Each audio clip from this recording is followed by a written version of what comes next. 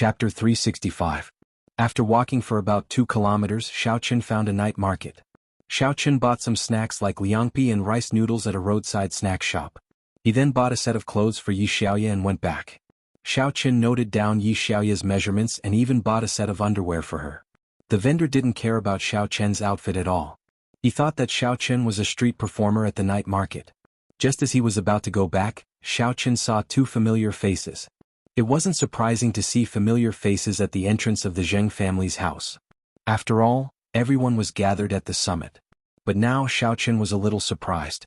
The most surprising thing was, how did the 2 familiar faces get together? Yeah. Zheng Xiaoqun also saw Xiaoqun and ran over excitedly. The familiar face next to him ran over. Xiaoqun also knew it. It was Lu Jinming. Oh, it's Zheng Xiaoqun. Why are you here? This is? Xiaoqun pointed at Lu Jinming and asked. He knew Lu Jinming, but he was wondering why they were together. Don't mention it. White Fox, this is a classmate of mine. He insisted that I bring him to see the Songning summit. Do you think I have the ability to do that? I have to be very careful when I go to watch the competition myself. Why would I bring him there? Zheng Xiaoqun looked helpless. He never thought that Lu Jinming would beg him to come, but he did. Moreover, Lu Jinming's reason was very dignified. You said that I'm Xiaoqun's little brother now, right? You and Xiaoqun are good friends, right? Then there shouldn't be any conflict between us. We're on the same side. Why don't you bring me there? Zheng Xiaoqun felt helpless about this kind of explanation. However, he still explained it to the White Fox hero. For the White Fox hero, bringing someone in was as easy as flipping his hand. Especially after the White Fox hero showed off his might tonight, he believed that no one would dare to disrespect the White Fox hero. However, what Zheng Xiaoqun meant was that Lu Jinming and I don't have a good relationship. Moreover, we used to be enemies. Because of another friend, we barely managed to form a relationship. Hence, if Hero White Fox was willing to bring him along, then it was up to him. If not, then it was up to him. He didn't want to waste his relationship with Hero White Fox because of Lu Jinming. Ah, you are the White Fox hero. I've heard a lot about you. I'm Zheng Xiaoqun's good friend. I'm his good friend's younger brother. My name is Lu Jinming. Previously, Zheng Xiaoqun did not agree to let Lu Jinming attend the summit, so Lu Jinming pestered Zheng Xiaoqun to tell him many things that happened at the summit. Naturally, Zheng Xiaoqun mainly talked about the legendary White Fox. When Lu Jinming heard that the person in front of him was the legendary White Fox, he was overjoyed and quickly came over to introduce himself. This was a ruthless person. If the Lu family could have a relationship with him, then the Lu family's position would be preserved. Although the Lu family was one of the 9 aristocratic families, it was only at the bottom. It could be replaced by the Zheng family or a new family at any time. Seeing that Zheng Xiaoqun and White Fox were quite familiar with each other, Lu Jinming was a little afraid. If the Zheng family and White Fox were to have a good relationship, what would happen to his family? Although his family's old ancestor was quite powerful, it was only against those families in Songning City. The person in front of him was an existence that defeated Li Shanying and trampled on Leng Youxiang. Moreover, he came from a big sect. If he slapped his old ancestor, wouldn't he be defeated? Although Lu Jinming was a little arrogant and stupid usually, he also understood that he could only be arrogant when the Lu family was powerful. If the Lu family couldn't, his future would be Zheng Xiaoqun. Oh. Xiaoqun nodded indifferently and said, then let him have a look tomorrow. Just tell the guard that I said it. If he doesn't agree, let him come to me. Ah, thank you, White Fox. Lu Jinming was overjoyed. Although Zheng Xiaoqun was a little puzzled as to why White Fox wanted Lu Jinming to go, he could only nod and say, okay, I understand. Okay, you guys have fun first. I still have something to do, so I'll go back first. The reason why Xiaoqun wanted Lu Jinming to go was because he was afraid that he would go somewhere far tomorrow. If he left halfway, it would be hard to explain to Missy. Now that Lu Jinming had something to do, even if he wanted to meet Missy, it could only be before the summit. When the summit started, he would have to end it. White Fox, let me send you. Before Zheng Xiaoqun could speak, Lu Jinming spoke first. There's no need. I'm used to walking. Xiaoqun shook his head. Then White Fox, take care. Lu Jinming said quickly. After Xiaoqun left, Lu Jinming said, Zheng Xiaoqun, hurry up. Tell me more about White Fox. You can ask about it yourself. I have to go home. If you want to come, wait for me at the Zheng family's door at 6 o'clock tomorrow night. I'll bring you in.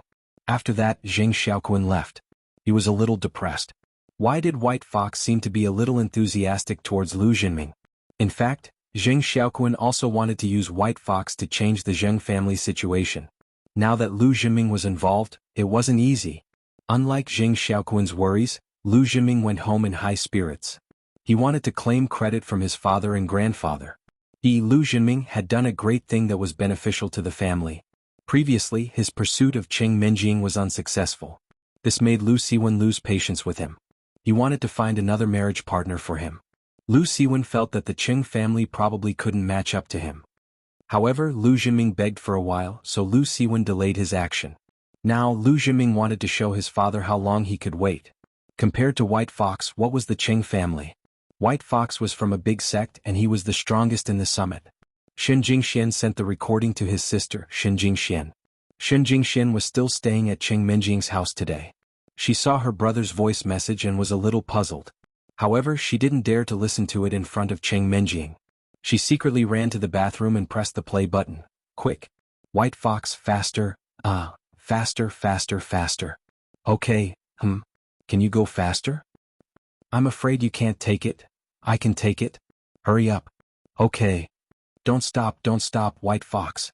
Listening to the shameless conversation on the phone, Shen Jingxian was so angry that she gritted her teeth. This Yi Xiaoya is too shameless, isn't she? It said that she said such words. Seems like I said it the other day too. I said it because I was drugged and my mind was not clear, but this Yi Xiaoya is definitely sober and Xiao Qin is actually so cooperative with him. He must feel good looking at himself. This guy, he said it was a misunderstanding? Is this a misunderstanding? Shen Jingxian didn't believe in any misunderstanding anymore. Xiao Qin is a big liar through and through. Isn't this conversation enough to prove the problem?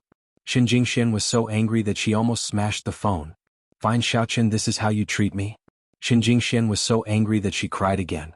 She realized that liking someone is really hard. If you don't accept everything about him, then you have to suffer for him. However, Shen Jingxian really doesn't want to accept it. Why is he like this? It's not like I'm that bad. Is this the goddess that I've had a crush on for years? He doesn't cherish what he has in his hands. Men are all like this. I'll let you touch me again. Jingxian, what are you doing? I'm going to take a shower. Cheng Menjing realized that Shen Jingxian went to the washroom for a long time. She anxiously knocked on the door. I'm reading a novel on my phone, I'm addicted. Shen Jingxian was shocked and quickly opened the washroom door. Reading a novel? Cheng Menjing was stunned, but when she saw Shen Jingxuan's red eyes, she couldn't help but be surprised. Jingxian, are you crying? Oh, I'm reading School Bell's Bodyguard. Uncle Yu, this bad guy, wrote about Tang Yun going to Shuegu. Linny is still so fickle, I'm crying reading it. Shen Jingxian said. Tang Yun went to Shuegu? The TV didn't show this. So sad, I'll scold him later. Cheng Menjing snorted. I added him. Really? Then I'll add him too and tell him not to write such a sad novel. Shen Jingxian nodded. Tell me your account number. You're in 22, just add me. It's the first verified account, Cheng Menjing said. Cheng Menjing said, I want him to give me the female lead in the new book, but that guy Lu Zhiming is really annoying. He also wants to be the female lead. After Shen Jingxian added him, she secretly sent a message when Cheng Menjing wasn't paying attention. Uncle Yu, in the new book, can the male lead be called Xiao Qin and the female lead be called Shen Jingxian? Thank you. She didn't know what she was thinking. Maybe it was because Xiao Qin made her sad, and she wanted to find some comfort in the fictitious novel. Or maybe she wanted to give Cheng Menjing some hints. When the novel was published, Cheng Menjing would read it. Maybe it wouldn't be so awkward when her relationship with Xiao Qin was exposed. In short, Shen Jingxuan's thoughts were very complicated. The two used to shower together. Cheng Menjing took off her clothes and went into the shower room first. Shen Jingxian put down her phone and followed. Cheng Mingqiang drove Xiao Xiao home. He didn't understand why she didn't sit in the front passenger seat, but in the back seat instead of the front passenger seat. However, Xiao Xiao was already sitting there, so it wasn't appropriate for him to ask further. On the way to the Xiao family's house, Cheng Mingqiang's phone rang. He glanced at the caller ID and saw that it was his father, Cheng Zhongfan. After thinking about it, Cheng Mingqiang felt that Xiao Xiao was in the car. Some words might not be appropriate to say, so he didn't pick it up. Xiao Xiao's eyes flashed. She gritted her teeth, moved her body and sat behind Cheng Mingqiang. Then she stretched out her hands and gently put them on Cheng Mingqiang's shoulders, gently massaging him. Chapter 366. Wo. Cheng Mingqiang groaned comfortably. The spectator seats in the Zheng family's martial arts arena were not very comfortable. He had sat for a whole night and his shoulders were hurting a little. He did not expect Xiao Xiao to be so considerate. He was suddenly in a good mood. I knew it. Xiao Xiao spoke up for me yesterday. She almost quarreled with Cheng Minjing. How could she be so cold to me today? It turned out that she sat in the back row to give me a surprise. Because Cheng Mingxiang did not answer the phone, Qing Zhongfan called again not long after. Cheng Mingxiang glanced at it and picked it up. Xiao Xiao's massage technique was really good. He was already in heaven. Hello, Dad. What's the matter? Cheng Mingxiang asked. Over there. Today I asked about Xiao Qin again. Is the Qiao Yuliang you made reliable? Now that Xiao Qin is not dead and Qin Jinping is dead first. If you can't do it, can you change the person? Qing Zhongfan was also very annoyed. He really could not wait. Xiao Qin, that? I didn't see him? He definitely can't come to the summit. I'm sending Xiao Xiao home. I'll go back soon. Although we agreed that Xiao Qin would return to the Xiao family, he is not a member of the Xiao family for the time being. He can't go to the summit. Cheng Mingxiang did not answer the question. However, Qing Zhongfan immediately understood Cheng Mingxiang's meaning and said, Okay, then you send Xiao Xiao home. We'll talk about it later. Okay. Cheng Mingxiang hung up the phone. After hanging up the phone, the car became unusually quiet. Cheng Mingxiang's car was specially made with imported soundproofing, so the atmosphere suddenly became a little strange. However, Xiao Xiao's massage was still going on. However, Cheng Mingxiang felt a little uneasy in his heart. Xiao Xiao, just now my father asked if Xiao Qian would attend the summit. Oh. Xiao Xiao answered indifferently. If he can go back, it'll be considered as me giving the Xiao family an explanation. When he goes back has nothing to do with me. Although I don't like him very much, I can't let the Xiao family be without a successor. Ah, how could that be? Our Cheng family will keep our promise, Cheng Mingxiang said proudly. I'm also a member of the Cheng family. If I don't keep my word, it won't look good on me, Xiao Xiao said. Hearing Xiao Xiao's words, Cheng Mingxiang was a little excited. That's right. Xiao Xiao, when can we take another step forward? Think about it, if our relationship is completely established, I can also talk to my family and let Xiao Qin go back early. Give me some time. I'm not ready yet, Xiao Xiao said. But don't worry, I won't make you wait too long. Okay. Cheng Mingxiang was very excited. He drove the car and hummed a little tune. Xiao Xiao's eyes flashed with a hint of viciousness. It was said that when a man was at that time, he was the most defenseless. Was that true? After Xiao Qin left the Chen family, Qin Wuxian, Qin Huanling, and Qin Zhantian treated Chu Jingyan as a guest of honor. They invited him to the reception room and prepared the best tea.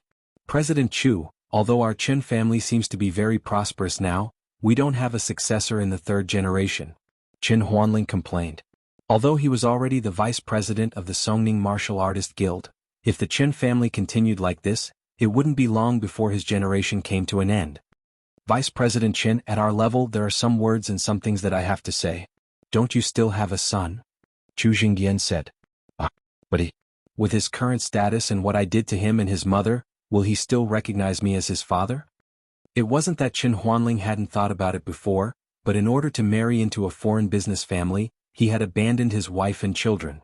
He had even divorced his pregnant girlfriend in order to climb up the social ladder. It was precisely because of the support of that business family that the Qin family had risen step by step, and Qin Huanling had been able to sit in his current position. How do you know if you don't try? In the end, he's still a member of the Chen family. Chu Jingyan laughed. If it really doesn't work, you can only have another child with sister-in-law. We martial artists have very long lives anyway, so it's not that difficult. I'll find a chance to try. If it really doesn't work, I'll have to have another child with brother or me, Qin Huanling said. You should do, Huanling, forget about me. Your sister-in-law had a difficult birth when she was pregnant with Jean Kuan, so she can't get pregnant anymore.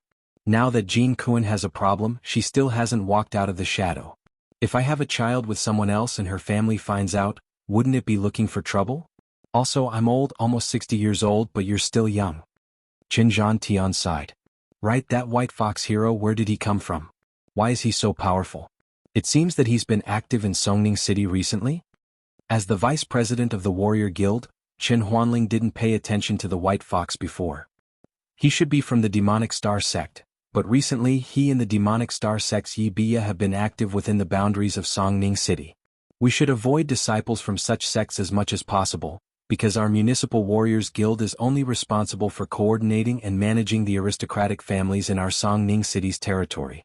We have no right to interfere with them. Chu Jingban said, "You almost caused a disaster and ruined your family.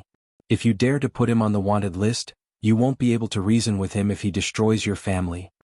How could I have thought so much before? Qin Huanling said with some fear. But I'll leave the investigation of Jing Peng's death to President Chu. Don't worry about this, I'll give you an answer as soon as possible. Chu Jingdian nodded. Xie family house. Xie Qin excitedly looked at the Warrior Guild app on his phone. The news of the White Fox being wanted list made his blood boil.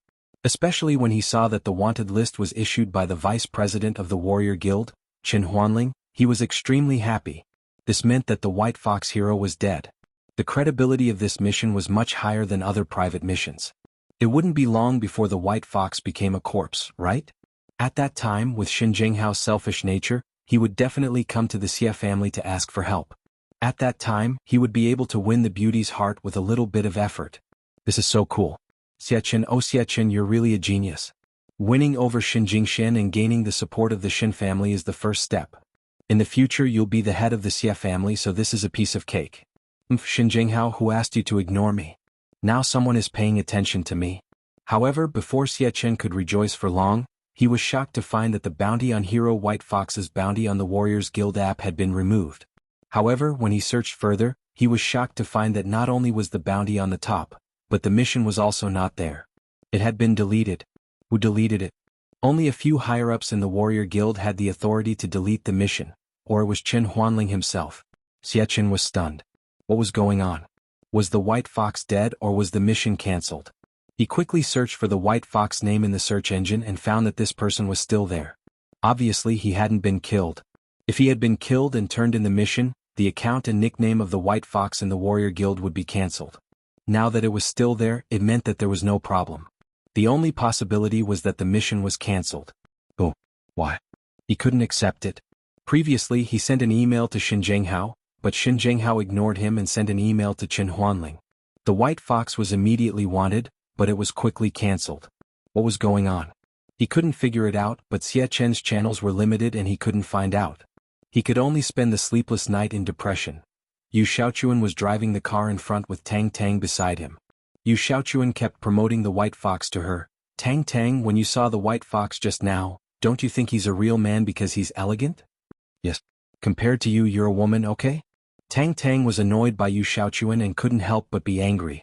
Although she had recovered her beauty image, her personality was still a tomboy. She directly retorted to Yu Xiaochuan. You think so too? Yu Xiaochuan was overjoyed. Then do you worship him? Tang Tang was speechless. Couldn't he tell? She thought so too? She was really anxious for Yu Xiaochuan's IQ. What kind of perverted thinking was this? What do you think? What do you think? Yu Xiaochuan saw that Tang Tang didn't speak, so he couldn't help but continue to ask. I say, Yu Xiaochuan, can you not be crazy? If I worship him, then I'll do it with him and make you wear a green hat. You'll be happy, right? Tang Tang's speaking style was also very valiant. Anyway, it's not your first time. You and Xiaoqin used to. Yu Xiaochuan wasn't angry, but he hinted. Yu Xiaochuan, do you mean that I can still be with Xiaoqin? Tang Tang asked. Of course that's not what I mean. What I mean is, in the future you have to behave yourself. Even if you have an affair, you have to be a handsome man like the White Fox, not Xiaoqin, that trash. Yu Xiaochuan realized that he seemed to have said too much, so he quickly changed the topic and said, oh, cough cough cough cough. Zhu Yingxiong heard it clearly in the back. Although he didn't know what Yu Xiaochuan ate wrong medicine, he actually said this. Is he agreeing to Tang Tang and the White Fox having an affair? But this idiot probably didn't know that the White Fox was the boss Xiaoqin. Brother, what are you talking about? Yu Shanshan recently found that her brother seemed to be a bit strange. His thinking was not the same as normal people. Was he provoked by something? Nothing, I'm just kidding. Yu Xiaochuan laughed. It's fine. Right, the idiot who flirted with Shanshan was too weak. He was killed in one move. I thought he was strong. In this summit, I think the White Fox is the strongest. The others are not good enough. Chapter 367. That's right. Zhu Yingxiong thought, it must be boss Xiaoqin who made a move. Otherwise, no matter how stupid Ouyang Tang was, he wouldn't just stand there and wait to be beaten. Well, little fatty Zhu, you know your brother-in-law. You also think that Master White Fox is very handsome, right? Yu Xiaochuan asked. Yes, he is so handsome. If I were a woman, I would marry him. Zhu Yingxiong said shamelessly. Yes, yes. Yu Xiaochuan was overjoyed and said, You are good. Be my brother-in-law. I am very optimistic about you. Yu Xiaochuan first sent Tang Tang back to the Tang family. When they arrived at the Tang family's gate, Tang Tang got off first. While Yu Xiaochuan was parking the car, she lowered her voice and asked Zhu Yingxiong, How is Xiaochun recently? Very good. Sister-in-law, do you miss him? Zhu Yingxiong asked with a smile. What sister-in-law? Don't call me that. Yu Xiaochuan and I are not married yet. Tang Tang didn't like this title. Sister-in-law, I mean Xiaochun is my boss. Of course you are my sister-in-law. Zhu Yingxiong was stunned. He realized that Tang Tang was talking about Yu Shanshan and Yu Xiaochuan. Obviously he misunderstood. Oh. Tang Tang glared at Zhu Yingxiong. Then why don't you make it clear that he's fine? When you have time to see him, tell him that I'm fine too. It's just that Yu Xiaochuan is neurotic, but he didn't do anything bad to me. Okay. But sister-in-law, in fact, Master White Fox is not bad. You can think about it. After Zhu Yingxiong said that, he saw Yu Xiaochuan also got off the car, so he didn't say anything more and said loudly, Goodbye, sister-in-law. Yu Shanshan thought that it was normal for him to call her sister-in-law, so she didn't think there was anything wrong with it. She went back to the car with him. Yu Xiaochuan sent Tang Tang to see Grandpa Tang as usual. Little fatty Zhu Shanshan, wait for me for a while. I'm going to visit Grandpa Tang. Yu Xiaochuan said. Oh, no problem. Zhu Yingxiong was looking for a chance to be intimate with Yu Shanshan. The two of them held hands and got into the car. Yu Shanshan said, Zhu Yingxiong, your friend Xiaochun doesn't seem to be on good terms with my brother? Did he have something going on with my sister-in-law? Why do you care so much about them? It's fine as long as you like me. They can deal with their own affairs. Besides, your brother didn't say anything. Zhu Yingxiong said. That's true, but have you noticed that my brother seems to have become strange recently? Yu Shanshan asked. I haven't been in contact with your brother before. I don't know what he was like before. Anyway, when I met you, he was already like this. Zhu Yingxiong shrugged and said, I thought he was just a sissy. My brother wasn't like this before. He was a gentleman, but now I can't tell the feeling. Yu Shanshan sighed, Forget it, I can't control him. I'm married to you, so I'm a member of the Zhu family. Yu Shanshan wasn't particularly beautiful, but she was dignified and had a little baby fat. However, when she stood with Zhu Yingxiong, they looked like a couple. Moreover, she was a girl who didn't like to get involved in family affairs. Yu Xiaochuan sent Tang Tang back and went to Tang Fongbai's room. Tang Fongbai gestured for him to sit down, and then couldn't help but sigh. Xiaochuan, you've changed a lot recently. Grandpa Tang, I know, but I can't help it. Yu Xiaochuan was also a little depressed. Now I feel like I'm like a woman. Everything is the same. If it goes on like this, sooner or later I'll be exposed. Tang Fongbai was also a little helpless. He couldn't get rid of Yu Xiaochuan, his grandson-in-law. He didn't want him, but he couldn't not have him. In order to keep the secret, they could only become allies. Try not to say too much. Don't let Tang Tang suspect. It's definitely impossible. Tang Tang will suspect sooner or later. But I thought of a good way here, and I'll discuss it with Grandpa Tang. Yu Xiaochuan said. What's the good way? Tell me. Tang Fongbai was really helpless. When he heard that there was a good way, he quickly asked. The current way is I'll let Tang Tang find someone outside so that she can fool around outside, and definitely won't care about me. Even if she finds out about my problem in the future, we can hold each other's weakness, and it won't be a big problem. Yu Xiaochuan said. Tang Fongbai really didn't know how to complain about Yu Xiaochuan's idea. He thought about it and said, Are you sure that Tang Tang won't talk nonsense? Moreover, if she goes outside to find someone, who will she look for? Don't tell me that you'll let her look for Xiao Chen. That won't only be a disgrace to you, but also to the Tang family. Of course not.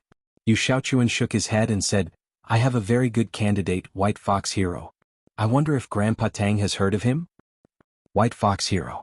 Grandpa Tang's heart tightened. The Tang family was also a branch of a famous righteous sect. Although he didn't personally attend the Songning Righteous and Demonic Summit, the second generation of the Tang family was invited to be an audience. Tang Fongbai had also heard about White Fox Hero's awe at the summit, but it was just hearsay. In his eyes, White Fox Hero was a very distant person, and he wouldn't have any interaction with him. He was an amazing genius of a higher level, and he wouldn't care about Tang Fongbai at all. But now Yu Xiaochuan boldly proposed to let Tang Tang have an affair with White Fox Hero. This matter. It sounded a bit reliable. If White Fox Hero and Tang Tang really got together, it would be a good opportunity for the Tang family, and it would be a great help. This was definitely a good thing. Moreover, the most important thing was that White Fox Hero was from the demonic sect. He wouldn't be too disgusted with him and Yu Xiaochuan practicing the Chrysanthemum treasure book, so this was a good candidate.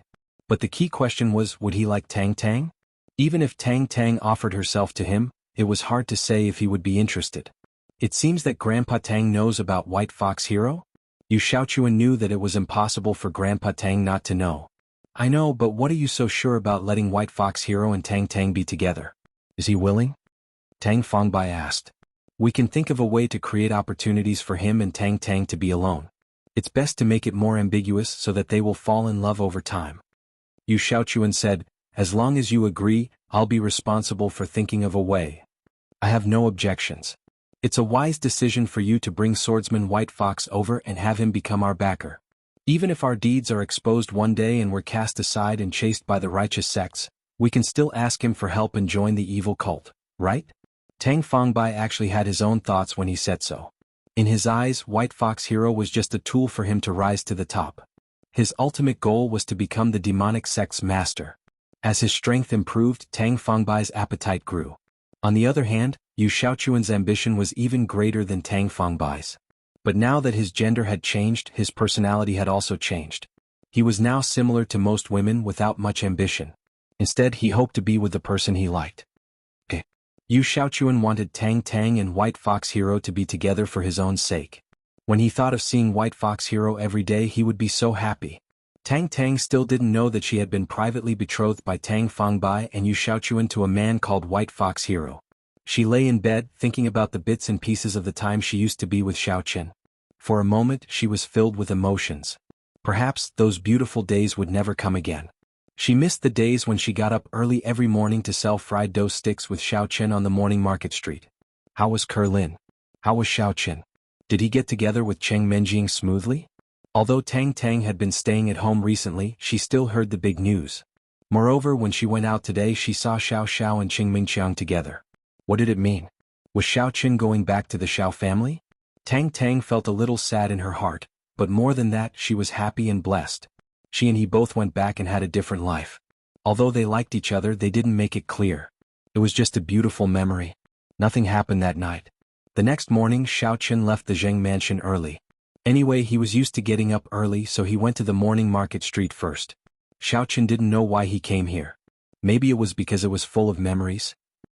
When he saw Tang Tang yesterday, Xiaochen couldn't calm down for a long time. He didn't know what Yu Xiaochuan was thinking, but when he saw Tang Tang, Xiaochen couldn't help thinking of the days in the morning market street. When he came to the familiar stall, Kerlin's family was busy. Although it was a noodle stall, because of the good location, the business was much better than before. However, it was not as good as when Xiaochen was there. Xiaochen had already put away the mask, so when Kerlin turned around, she saw Xiaochen standing in front of the noodle stall in a daze. Xiaochen. Kerlin hadn't seen Xiaochen for a long time. Although she was a little afraid of Xiaochen, she was worried about Xiaochen when he really disappeared. She didn't know how he was and how he made a living. Oh, Kerlin, how's the business recently? Is there anyone making trouble? Asked Xiaochen.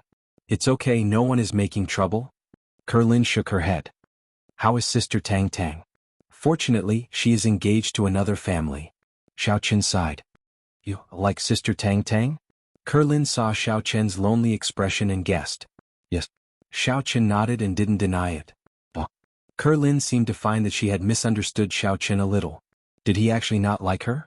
The people he liked were Xinjingshen and Tang Tang? Otherwise, why didn't he set up the stall here after Tang Tang left and never saw her again? Chapter 368. Thinking of this, Kerlin breathed a sigh of relief and dared to talk to Xiaochen. Do you eat noodles? I'll treat you. 2 bowls. 3 bowls that don't need to be cooked. Just take it away. Xiaochen wanted to bring back a bowl for eldest young mistress, but logically speaking, Yi Xiaoya should be at home as well. He should bring back 3 bowls. If he only brought back 2 bowls, eldest young mistress might suspect something. How would he know that Yi Xiaoya wasn't at home?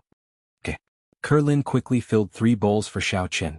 On the other side, Mother Lin saw Xiaochen and was grateful. After all, their stall was given by Xiao Chen. She specially filled 2 extra braised eggs for Xiao Chen. Xiao Chen took out 100 yuan and handed it to Kerlin, but Kerlin waved her hand and refused to accept it. Xiao Chen didn't force her. He just said, "Thank you. If you have any trouble in number 1 middle school, you can find Zhuing Xiong." Kerlin's impression of Xiao Chen changed a lot. She felt that he was a good person although he had killed people. When he returned to the villa, Miss obviously hadn't gotten up yet. The villa was quiet. Xiao Chen first went to his room to take a shower and change his clothes. Then he walked to the kitchen. On the other side of the stairs there were footsteps, but to Xiao Chen's surprise there were 2 people. He looked back and saw Qing Menjing and Xin Jingxian. He was slightly surprised. Xin Jingxian lived here the day before yesterday. Was she here last night? No wonder Miss didn't care if he didn't go back. It turned out that someone was accompanying her at home. Otherwise it would be quite scary if she was alone in such a big villa. "Jingxian, you're here too," Xiao Chen said with a smile, "but I bought 3 servings of noodles. I didn't expect you to come. How about I don't eat? Otherwise there won't be enough for little Yi when she comes down." Xin Jingxian cast a cold glance at Xiao Chen and sneered in her heart. He was really good at pretending. Did he say that Yi Xiaoya didn't have enough to eat? Is she at home? Yi Xiaoya isn't here. She went out these days. It's just the 3 of us, Qing Menjing said. That's great. Wait for me. I'll cook the noodles, Xiao Chen said calmly. Menjing, what kind of lousy manservant is this? He didn't come home at night, but you didn't scold him, Xin Jingxian said indifferently. Qing Menjing was stunned. She looked at Xin Jingxian with some surprise. This wasn't her character. Usually Xin Jingxian was very kind. She never criticized others. Even if others did something wrong, she would only persuade them with kind words. How could she ridicule them? Menjing, I just think that what he did wasn't very right. It shouldn't be like this. Xin Jingxian also felt that she acted too much. So she restored her usual kind look. Forget it. Who doesn't have something to do? He said that he went to find Zhuing Xiong. I'll give him a vacation. Anyway, Jingxian, you accompany me. I don't need him, Qing Menjing said. Oh, I'm afraid that he will have a problem if I spoil him. He won't come home at night in the future, Xin Jingxian said. Okay. Xiao Chen, you are not allowed to come home at night in the future. Do you hear me? Qing Menjing said. Okay. Xiao Chen nodded. Soon Xiao Chen served 3 bowls of noodles. When he just wanted to sit down to eat, he heard Xin Jingxian said, Menjing, do the servants of your Qing family eat with the master? Qing Menjing was stunned. She felt strange. Today Xin Jingxian seemed to be particularly against Xiao Chen. Did Xiao Chen provoke her? But she didn't think it was anything. Xiao Chen is different from other servants. After all, seeing that he is your ex-fiancé, let him sit here, Xin Jingxian said. What ex-fiancé? Xiao Chen, you go to the kitchen and eat by yourself. Qing Menjing suddenly blushed and drove Xiao Chen away. Xiao Chen suddenly didn't know whether to laugh or cry. Why isn't it over yet? I clearly have nothing to do with Yi Xiaoya. Ugh, is there really nothing to do with it? Xiao Chen was a little guilty. In the current situation, Xiao Chen and Yi Xiaoya seemed to have a little unclear relationship. However, since the Missy had spoken, Xiao Chen had no choice but to carry the bowl to the kitchen to eat. He thought to himself, why is Xin Jingmao's mouth so cheap? She says everything just like a loudspeaker forcing customers. Jingxian, you seem to dislike Xiao Chen a little? Qing Menjing noticed the problem and lowered her voice to ask, did he provoke you? No. Xin Jingxian pretended to be calm and shook her head. Wasn't it my boyfriend who cheated on me? I just remembered that he used to be your fiancé, but he still pursued me. Isn't it the same? He is a playboy. Just looking at him makes me angry. Xin Jingshuan's words were ambiguous. Xiao Chen listened to it. In fact, she was talking about him from the beginning to the end, and Xin Jingxian also wanted to express this meaning. However, Qing Menjing would naturally think that the first part was Xin Jingshuan's boyfriend, and the second part was Xiao Chen. She automatically ignored that the he in the second half of the sentence actually referred to the former boyfriend. Gosh, it turns out that Xiao Chen is unjustly implicated. Qing Menjing shrugged. Well, I didn't care before. Why do you care? Besides, we are best friends. Liking you and liking me has nothing to do with each other. Moreover, I don't want to be engaged to him. And yes, we are best friends. Xin Jingxian was suddenly very happy after listening, although she knew that Qing Menjing said it unintentionally. Xiao Chen was a little silent in the kitchen. He didn't know how to explain. He also saw that Xin Jingxian was careful in front of Cheng Menjing. Suddenly he felt that he was a little sorry for her. Even if there was nothing between him and Yi Xiaoye, he didn't want to give up Tang Tang. This was a bit unfair for Xin Jingxian. She was so wronged and secretly with him, and he, Xiaochen, wanted to find a chance to explain to her, but now it seemed that Xin Jingxian didn't give him a chance to explain at all. Now no matter what he said, Xin Jingxian couldn't believe it. After all, her brother had been with her for more than 10 years. Would she believe her brother or herself? Moreover, her brother didn't lie to her. It was just a misunderstanding due to a combination of factors. While eating the noodles, Xin Jingxian was a little surprised. Where did you buy such delicious noodles? Haven't you eaten it before? Morning Market Street. Kerlin's family sold it. It's Xiao Chen's little lover at school. Cheng Menjing said lightly. Ah, it's her. Xin Jingshuan's expression just became a little gloomy again. Is Xiao Chen still in contact with her? Who knows? I'm too lazy to ask. Anyway, he's not my fiancé now. Besides, even if he is, isn't it the same thing? Your matter has also made me a lot more open-minded. Thinking so much is just asking for trouble. Now that I have nothing to do with him, I want to enjoy the life of a single princess. I don't care about him. Cheng Menjing said, pretending not to care. In fact, she couldn't control Xiao Chen. What could she do to him? You have a good attitude, Xin Jingxian thought. Was she too stubborn? By the way, Jingxian, what are you going to do later? Cheng Menjing asked. Beibei and Lu Jinming are coming today. We're going out for a walk. Are you going? Oh, I'll go. I'm free anyway. Xin Jingxian didn't know what she was thinking. She hated Xiao Chen, but she still wanted to be with him. As expected, before long, the sound of a car came from outside the villa. It was Jin Beibei and Lu Jinming. It was the first time for Lu Jinming to come to Cheng Menjing's villa. He seemed a little excited and happy. Hey little Lu, you can look around but don't touch. Cousin Menjing likes cleanliness. She's a neat freak. Jin Beibei warned.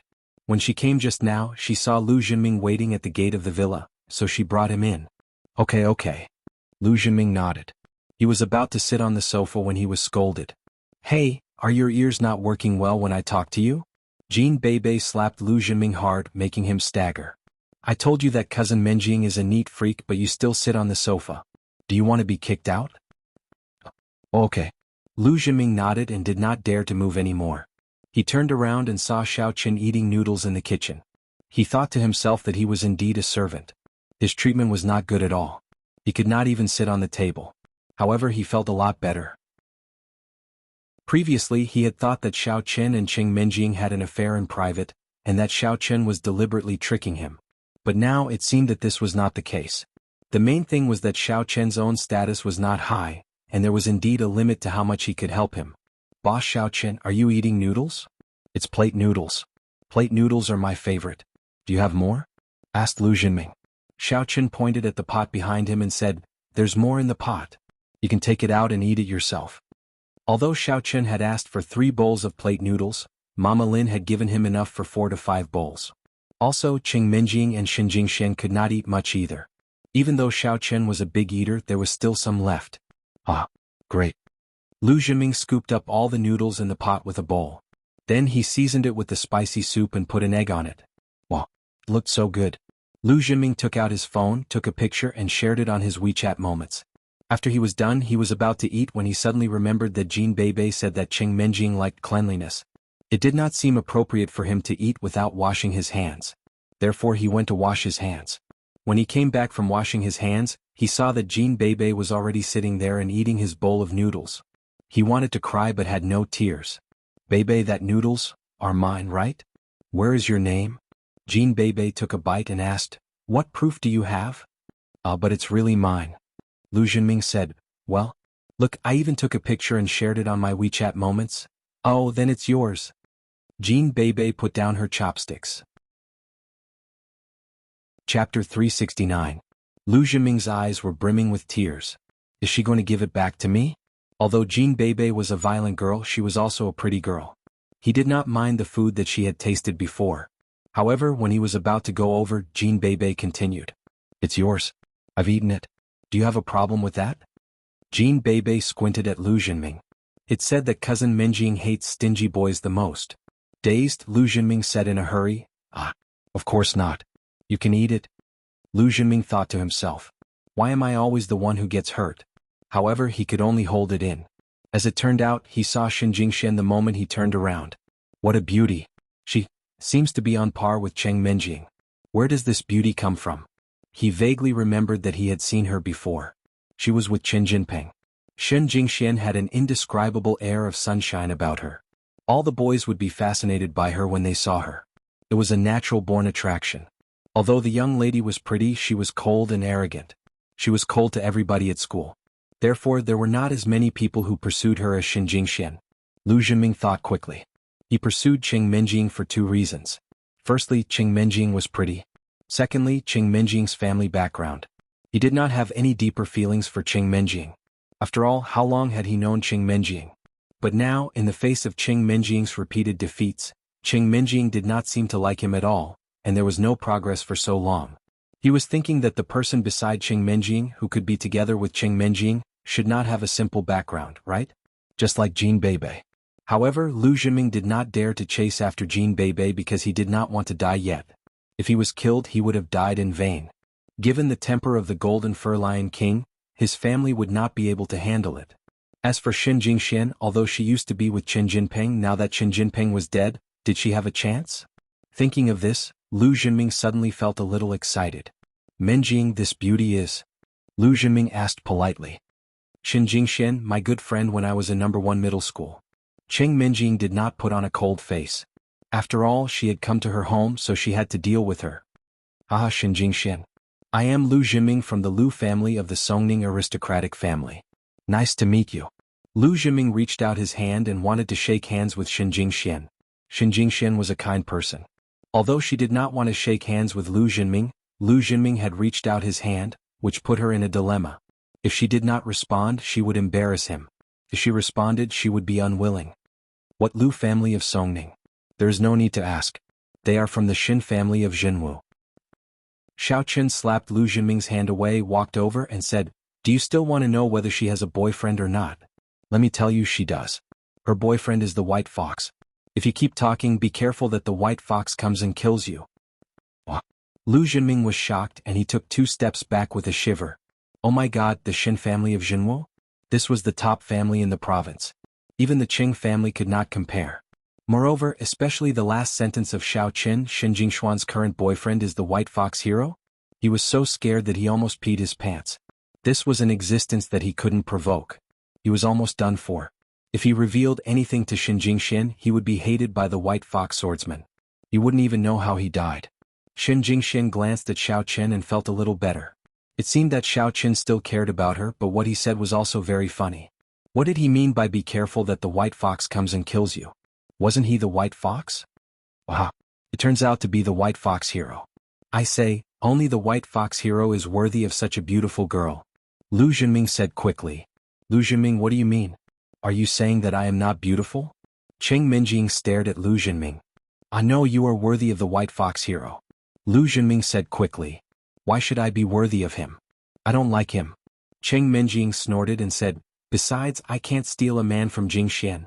Right? Right. Shen Jingshuan's heart trembled a little.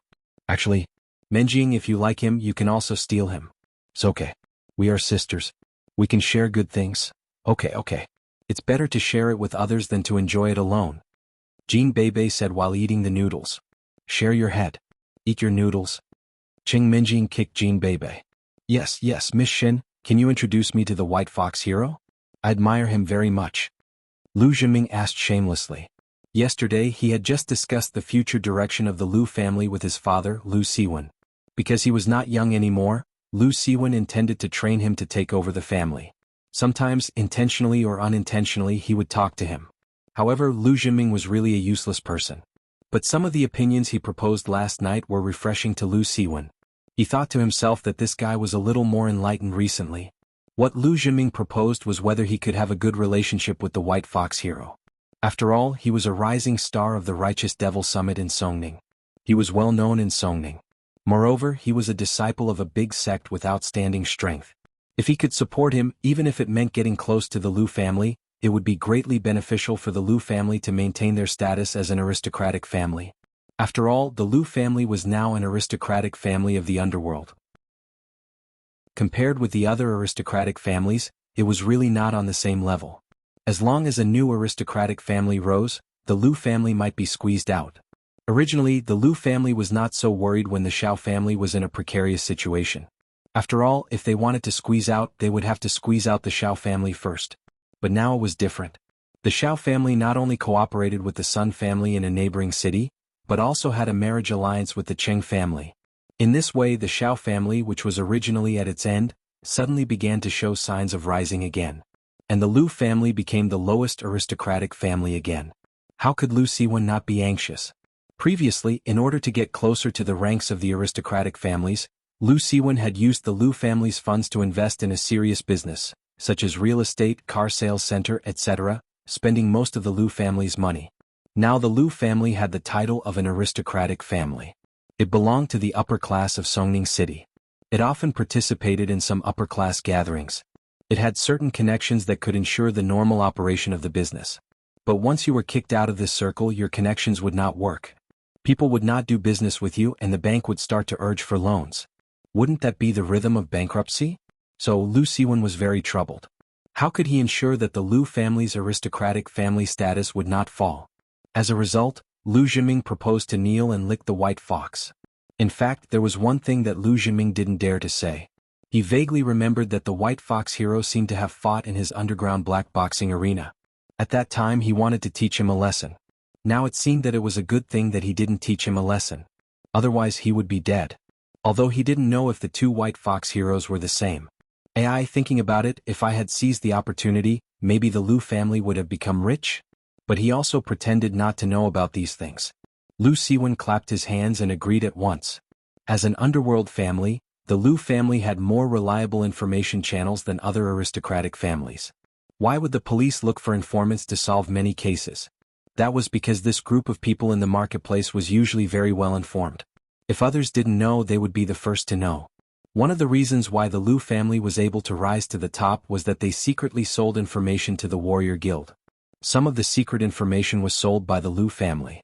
Therefore, in the evaluation of the aristocratic families, the warrior guild made the final decision and upgraded the Lu family to an aristocratic family. Of course, that was also because the Zheng family was not up to par. Chapter 370. Therefore, Lu Siwen agreed with Lu Zhiming's words. Zhiming, are you confident that you can establish a relationship with Hero White Fox? I think so, right? Lu Zhiming thought about it. I feel that if I am more attentive and be his underling, he should be able to accept me, right? Lu Zhiming said this without blushing because he didn't think it was shameful. Looking at Jing Xiaoquan's attitude yesterday, he definitely wanted to have a good relationship with Hero White Fox. After all, it was an honor to be able to lick the boots of a person who was much higher than you. It was something that others would be envious of. It was not shameful at all. Therefore, Lu Zhiming felt that if he succeeded, it would be worth showing off. Are you sincere or not? Are you taking advantage of him or do you really want to do so? Lu Siwen understood Lu Zhiming's character. Although Lu Zhiming didn't say what he was doing in school, Lu Siwen had a lot of information channels. He was also asking people to pay attention to whether Lu Zhiming had successfully pursued Qing Menjing. Of course, he didn't have much hope, but he got a lot of news. In school, Lu Zhiming pretended to please Xiao Qin in order to get close to Qing Menjing. Therefore, if Lu Zhiming still had such thoughts, then he should not contact Hero White Fox as soon as possible. Hero White Fox was not Xiao Qin. It would only take a second for him to kill Lu Zhiming. Even the Lu family's ancestor didn't know if he could defeat him. But even if he could, he had the backing of a big sect. Would he dare to seek revenge on him? Of course I'm sincere. Lu Zhiming said, if I can be the underling of Hero White Fox, how awe-inspiring would that be? The other aristocratic families would probably be envious of me. According to Jing Xiaoquan, he saw from afar that at the end of the summit, Yu Xiaochuan and Qing Mingqiang were respectful and fawning on White Fox. Alright. If you want it, you can give it a try. Our Lu family's resources are at your disposal. Lu Siwen nodded and said. This happened yesterday, so Lu Zhiming was worried about how to get close to the White Fox swordsman. Jing Xiaoquan's relationship with the White Fox swordsman was just so. Jing Xiaoquan could bring him to the scene, but he might not be able to interact with him. Just as he was worrying about this, an opportunity presented itself today. This was the White Fox swordsman's girlfriend. Introduce you? Let him come to our house? That's fine, but Master White Fox loves beautiful women. I'm afraid that after he sees Menjing, he'll fall in love with Menjing again. You won't have a chance then. Xin Jingxian was actually insinuating and mocking Xiao Chen. That's fine too. If Great Hero White Fox likes her, then Great Hero White Fox can have priority. I can't possibly snatch boss's woman. Ah. Lu Zhiming was dazed for a second and said. In fact, he pursued Qing Minjing mostly because of Qing Minjing's family background. Apart from that, it wasn't like he didn't have any beautiful women. Just like Ke Lin from No. 1 middle school, she wasn't any worse than Qing Minjing. It was just that her family background was much worse. Therefore, if Lu Zhiming could successfully curry favor with the White Fox swordsman, then it wouldn't matter if Qing Minjing pursued him or not. It was quite difficult to pursue him. If she couldn't catch up with him, then forget it. The White Fox swordsman was more important. Qing Minjing was dazed for a second. She didn't expect the White Fox swordsman to be so powerful. Even Lu Zhiming gave up? She suddenly felt lucky that he finally gave up. Therefore, she said deliberately, well, I also admire the White Fox swordsman a little. If Jingxian can share him, I can consider it. Yes. But I still think the cousin-in-law is better. The White Fox swordsman is too far away. Jean Beibei, however, said, why don't we share the cousin-in-law? Beibei, calm down and eat your noodles. Qing Minjing said angrily. But I finished it. Jean Beibei said bitterly. Drink the soup after you finish it. Don't waste it. Qing Minjing said. Eat it all, don't waste it. Qing Minjing said. Okay. Jean Beibei continued to drink the soup. Xiao Qun felt that something was wrong, but he didn't know what to say. Looking at Lu Zhiming's silly look, he was a little speechless. This guy really doesn't know how lucky he is. He has already become my follower, but he still wants to find the White Fox swordsman. After dinner, the five of them went out to play. Since he had the idea of befriending the White Fox swordsman, he didn't want to pursue Qing Minjing anymore. He had always been a playboy. When had he ever pursued a girl so seriously for such a long time? He had gotten the other girls long ago. Previously he did it for the Qing family.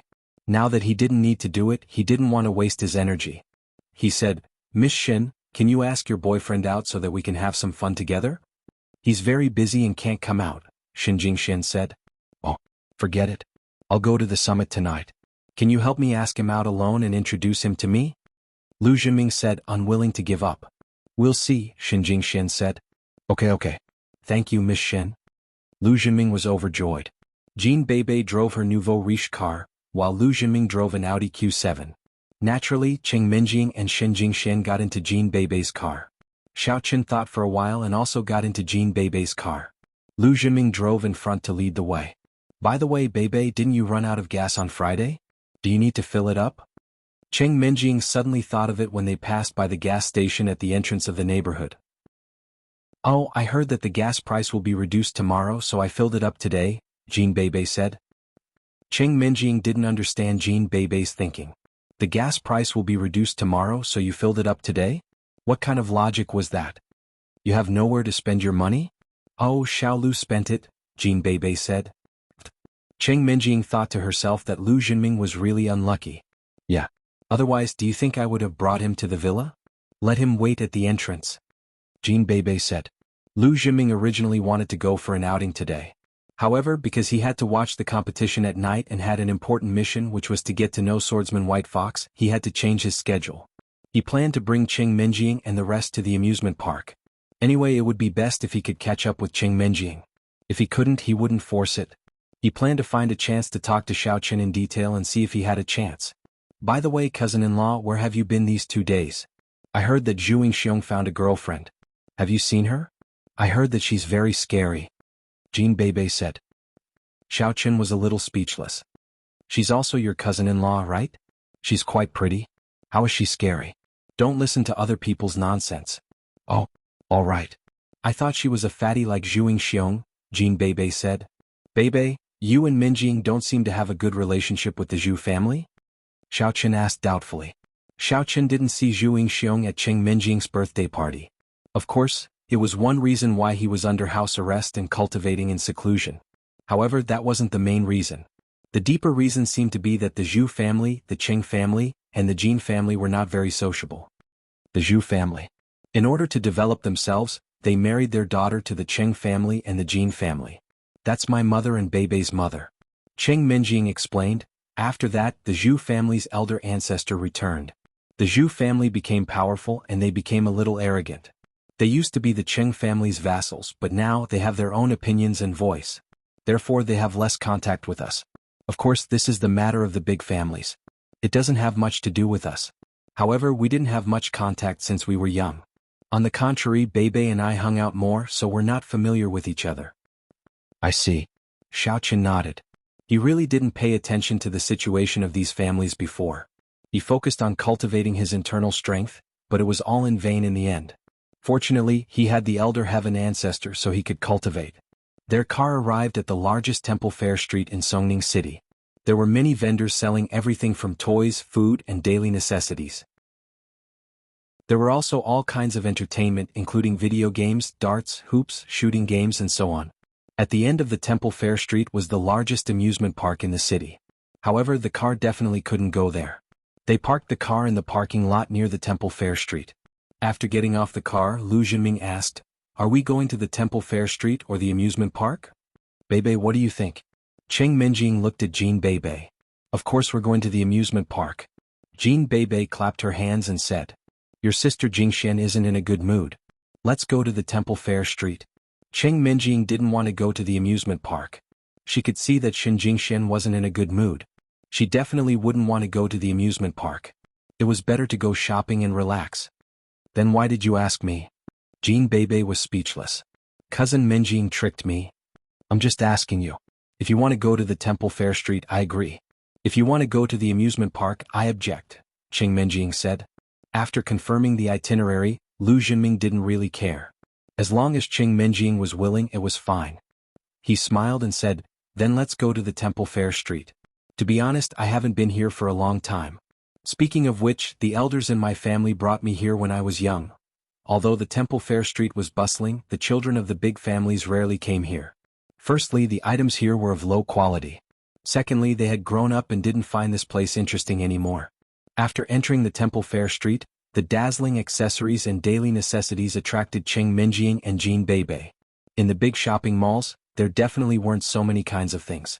Although the quality of the items here was obviously not as good as those in the big shopping malls, it was quite refreshing. Jean Bebe stopped asking to go to the amusement park and started shopping together. However, Lu Jinming felt a little bored. If they went to the amusement park, he could go to the exciting amusement park with Cheng Menjing. However, in this place he couldn't get a word in the dazzling items at all. He didn't know what they were for either. Therefore he could only follow behind as a bodyguard like Xiaoqin. Chapter 371. Xiaoqin, your daily life is boring enough. Lu Jinming thought, if I don't come, it is estimated that Xiaoqin will follow me alone. How boring it is. Moreover, his desire to pursue Cheng Menjing had faded, and he no longer respected Xiaoqin. If he could successfully lick the boots of the white fox, he didn't intend to focus on Cheng Menjing. It would be great if he could succeed, but he wouldn't regret it if he couldn't. Therefore he used to call Xiaoqin Xiaoqin or Xiaoqin boss. Now he directly called him Xiaoqin. "It's okay." Xiaoqin said indifferently, "Why? You don't want to pursue her?" Xiaoqin was very keen. He roughly saw Lu Jinming's thoughts. Although he didn't know why he gave up, it seemed that he didn't want to continue. "It's not that I don't want to pursue her, but Cheng Menjing doesn't seem to have much feelings for me." "Xiaoqin, what kind of boy do you think she likes?" asked Lu Jinming. "It doesn't matter what kind of boy she likes. The main thing is the Cheng family's intention. I used to be her fiancé. Now with a word from the Cheng family I'm not." Xiaoqin saw that he was not interested and he was too lazy to pretend to be courteous with him. This guy's value was not as good as Qin Jinping. He couldn't squeeze anything out of him. Besides, Xiaoqin wasn't short of money now. "I see." Lu Jinming seemed to be enlightened after listening, and then he patted Xiaoqin's shoulder. "This sentence is right on the point. The money I spent on you during this time is not in vain. However, Xiaoqin, if you say that my family goes to the Qing family to propose marriage, will the Qing family agree?" "No," Xiaoqin said straightforwardly. "Even if he could, he couldn't." "What?" Lu Jinming asked blankly. The Chao family went to propose marriage, but they didn't give a clear answer. The Qing family is now waiting for the best price. Besides, they just married the Xiao family. It's impossible for them to marry again in a short time. Xiaoqin bluffed. What he said seemed to be a problem, but in fact it didn't make any sense at all. The marriage between the Qing family and the Xiao family didn't affect the marriage with other families at all. However, after Lu Jinming heard it, he nodded in agreement and said, "That makes sense. Xiaoqin, do you think I should continue to pursue Qing Menjing?" "How would I know? Do as you see fit." If Xiaoqin said no, Lu Jinming was a very suspicious person. Who knew he might suspect something? Xiaoqin would let Lu Jinming think about it himself. That was his problem. "Well, I'll go back and think about it." Lu Jinming nodded. While they were talking, they suddenly heard a quarrel in front of them. Many people surrounded them. Qing Minjing, Jin Beibei, and Xin Jingshan also went to watch the show. Xiaoqin and Lu Jinming also followed them. To Xiaoqin's surprise, Xiaoqin knew the person who was quarreling. It turned out to be Lin. Xiaoqin didn't expect that Lin would appear here. Apparently, Lin didn't come here alone. She was accompanied by a young girl who looked familiar to Xiaoqin. However, he couldn't remember where he had seen her. However, Xiaoqin was sure that they had met before. "Give me back my binoculars." The girl beside Lin stared at the two men in front of her fiercely and stretched out her hand. "It's just the binoculars. Why are you so stingy? You have a big bag. Don't you think I'll pay you?" The man said indifferently. "I didn't say that I would sell it to you. Who cares about your money? Here you are." The girl still had 100 yuan in her hand. 100 yuan is not enough for you to buy a binoculars? What's wrong with you? Don't waste my time. I'm busy. The man frowned and ignored the girl. He picked up the binoculars and looked at them. Hearing that, Xiaoqin was enlightened. He remembered who the girl was. "Isn't she the girl who sold my binoculars to me in the Warriors Guild? Her binoculars cost 10,000 yuan. It was a sky-high price. In the end, the cost of the binoculars was only a few dozen yuan. The quality and workmanship of the binoculars were much worse than those used by the military." This girl was indeed Lu Shuangshuang. Lu Shuangshuang's home was also in Shanty Town. She was neighbors with Lin. She had a sick grandmother and a younger brother who was in middle school. Her parents divorced when they were very young. No one wanted them, so they only lived with their grandmother. It was said that their mother married a rich family, and their father was a gambler. So no one cared about them. In the past, it was their grandmother who collected trash to support them.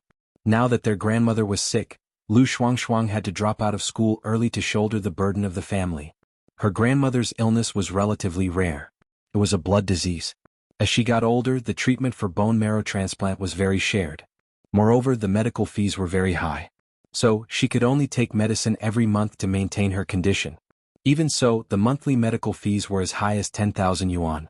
For a weak girl like Lu Shuangshuang, it was an astronomical sum. For a girl of her age, when her family was in trouble and she was in urgent need of money, there were only two paths she could take. She could either be a mistress or be sold, or she could go down the evil path and steal. But Lu Shuangshuang did not do that. She was a girl with self-respect. With her strong willpower, she managed to convince Tai Muching of the Hong Chamber of Commerce to let her run the binoculars business in the Warriors Guild. Although each binoculars had to be sold in half, the profit was enough to satisfy Lu Shuangshuang. One binoculars had a profit of nearly 5,000 yuan. On average, she could sell 2 or 3 binoculars every month. This way, her medical fees and her brother's school fees would be settled. Of course, she could not sell 2 or 3 binoculars every month. Some months there were more and some months there were none. And this month it was the peak season, because the righteous and demonic Songning Summit was being held. Other than the warriors who participated in the challenge, there were many warriors who came to watch the show. They would also wander around the Warriors Guild. This way they would become Lu Shuangshuang's business partners. Lu Shuangshuang had just bought a batch of binoculars and stuck the Hong Chamber of Commerce's logo on it. She did not expect that one of them would be snatched away by someone. If it was an ordinary binocular without a logo, Lu Shuangshuang would have given it to him. After all, the purchase price of 30 yuan wasn't much, not to mention that the person had given her 100 yuan. However, the binoculars with the logo were different. The logo alone was worth 5,000 yuan. Binoculars without the logo were private goods. She could not bring them into the Warriors Guild because there were guards at the entrance of the Warriors Guild. In the Warriors Guild, only items from the Hong Chamber of Commerce could be sold. Other than that, there were no other shops. This was a rule that had been established a long time ago when the Warriors Guild was established. That was why Lu Shuangshuang was anxious. If it was snatched away, wouldn't she be making a huge loss? Moreover, once the logo was stuck on, it could not be taken off. It was fragile with lasers. If it was taken off, it would be damaged.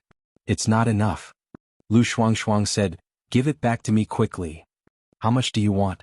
the man asked impatiently, 10,000 yuan. Lu Shuangshuang said, if not, give it back to me. *CK. The man was furious. He threw the binoculars in his hand on the ground. It broke into pieces and the parts were everywhere. Are you King scamming me? Little girl, let me tell you, even if you want to scam people, you have to choose a good target. Do you know who I am? You? I don't care who you are. Give me 10,000 yuan. You broke my binoculars. He didn't want to sell it to you. If you think it's expensive, you don't want it, but you can't break it. Lu Shuangshuang was anxious. Did you see that? This little girl is scamming people. She dares to ask me for 10,000 yuan for a broken binoculars? Have you gone crazy thinking about money? The man laughed out loud. The onlookers around also had all kinds of opinions. Some people sided with Lu Shuangshuang and thought that she was right. He didn't want to sell it to you. If you forced him to buy it, then there was nothing wrong with him asking for 10,000 yuan. But some people thought that Lu Shuangshuang was using this opportunity to scam people. How much can this broken binoculars cost? There is a wholesale stall not far away. It's only 30 to 40 yuan. Giving you 100 yuan is already a high price. They only sell it for 50 yuan.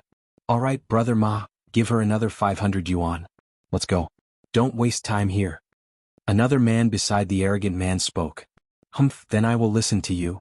The man called Brother Ma took out another 500 yuan from his pocket and threw it in front of Lu Shuangshuang. I will give you another 500 yuan. Is that okay? What okay? You broke my binoculars. Hurry up and give me 10,000 yuan. Otherwise I will call the police. Lu Shuangshuang was anxious. What can 500 yuan do? The cost is 5,030 yuan. *CK, I'm giving you face, aren't I? You think I don't dare to hit a woman? Brother Ma was anxious. You King want 10,000 yuan for a broken binoculars? Why don't you say that your binoculars are gold-rimmed? Don't be angry. Shuangshuang's binoculars are indeed worth 10,000 yuan. I can testify to this. Kerlin said weakly. She knew Lu Shuangshuang's family situation and knew about her binoculars. So she said, how about, you give her 5,000 yuan for the cost and I won't take your money? You can testify? Brother Ma looked like he heard the funniest joke in the world. You two are in cahoots. What's the use of you testifying? I think you two have gone crazy thinking about money. How about this, you two sleep with me and Brother Chu and I will give you both 10,000 yuan each. You. Don't insult us. Kerlin was a little anxious. We were just talking about the binoculars. Don't say such unpleasant things. If you don't want to listen, then go away. I'm leaving. Brother Ma snorted and reached out to push Kerlin and Lu Shuangshuang away. Chapter 372. Shen Jingxian walked over and said, you guys can't be reasonable. I watched from the side for a while and understood what happened. They didn't want to sell you the telescope but you forced them to buy it. They didn't want it but you insisted on buying it. In the end they had no choice but to sell it. They offered 10,000 yuan but you didn't accept it. You could have just returned the telescope to them and everything would have been fine. But you broke the telescope and that's your fault. It's not good for you to do that. You should compensate them 10,000 yuan. Her personality was like this. She used to be like this in school. Actually, it wasn't that she was a busybody. In fact, she was the kind of person who would reason with others. The incident didn't involve Kerlin, so Xiaoqun didn't plan on doing anything. To be honest, he didn't have a good impression of Lu Shuangshuang. He had been blackmailed before but he had won one. Looking at her sour face, it was as if she had given him some kind of treasure. Xiaoqun thought, why is this girl so stingy? Why is she so distressed over a telescope? Now that he thought about it, she was too much of a money grubber. Of course, Xiaoqun didn't know that the Hong Chamber of Commerce took such a large cut. If he knew, he wouldn't have thought anything was wrong. Now that Kerlin was speaking up for Lu Shuangshuang, Xiaoqun was a little confused. Why was Kerlin playing with a money grubber like Lu Shuangshuang? Just as he was wondering, Shen Jingxian spoke up for her. Ah, big sister Jingxian. Kerlin knew Shen Jingxian. They were in the same school. Seeing Shen Jingxian speak up for her, she was very grateful. What? So what if you have more people? Let me tell you, it's none of your business. Go away and don't hurt yourself. Senior brother Chu, tell them who we are. Don't think that we're easy to bully. Junior brother Ma snorted. We're martial artists. Let me tell you, we don't want to cause trouble. Don't cause trouble for your family when the time comes. Senior brother Chu was starting to get impatient. He coldly snorted and revealed their identities. We're martial artists. Let me tell you this. Although most people did not know about martial artists, in his opinion, these scammers would definitely know about it. If he said it to scare them, they would stop. Since we're on the same path, it'll be even easier. Xin Jingxian frowned slightly. She had always disliked using her identity and reputation as a member of the Shen family to oppress others. However, since this person had revealed his identity as a martial artist, Xin Jingxian could only use her own identity to explain things. Actually, Xin Jingxian preferred to use her own way of expressing herself to make them realize their mistake. I'm from the Shen family of Zhenwu. My name is Xin Jingxian. Since we're all martial artists, let's not make a big deal out of this. 10,000 yuan isn't much. You're the one who wanted to buy it, not the other way around, right? The Shen family of Zhenwu? Senior brother Chu was slightly taken aback. He hadn't expected to run into someone of the same level here. However, he wasn't afraid. It was just as he'd said, they didn't want to make a big deal out of it. After all, the organizers of the Songning Summit had clearly stated that they weren't allowed to cause trouble in the secular world. They couldn't attack ordinary people at will. The Supernatural Investigation Bureau had already gotten involved, so they couldn't do whatever they wanted in the secular world. Don't use this to pressure us. It's useless. Let me tell you, we're from the Golden Bell sect. We're not afraid of you. No matter what, this telescope is worth 10,000 yuan? So don't meddle in other people's business. If there's nothing else, hurry up and leave. Otherwise, I won't dare hit them, but I can hit you. Since you're from the Zhenwu family, you should understand that there are no taboos between us. Junior brother Ma threatened faintly. He could tell at a glance that Xin Jingxian didn't have much strength. This was why he dared to threaten her. Xiaoqin, you still dare to cause trouble? Jingxian is in trouble. Can't you stand up for her? Cheng Menjing glared at Xiaoqin behind her and said with some dissatisfaction. In fact, she wanted to urge Lu Jinming to make a move. It was just that Xiaoqin couldn't help but smile bitterly. If it was an ordinary person, it wouldn't be a problem to let Lu Jinming go. After all, Lu Jinming's family was the real local tyrant. However, now he was facing two warriors from the Golden Bell sect. They weren't ordinary people. If Lu Jinming went up, it would be suicide. It seemed that Miss didn't understand the situation here. But it was no wonder. The Cheng family was already the most powerful existence in Songning City. They rarely heard about the Zhenwu family in sections. Especially for a girl like Cheng Menjing, she wouldn't often pay attention to it. However, Xiaoqin couldn't expose his strength now. If he could, he would have kicked them to death. How dare they threaten Xin Jingxian? They must be tired of living. However, Miss didn't know much about it, but Lu Jinming did. Lu Jinming had been studying the real martial family and the sects for the past few days.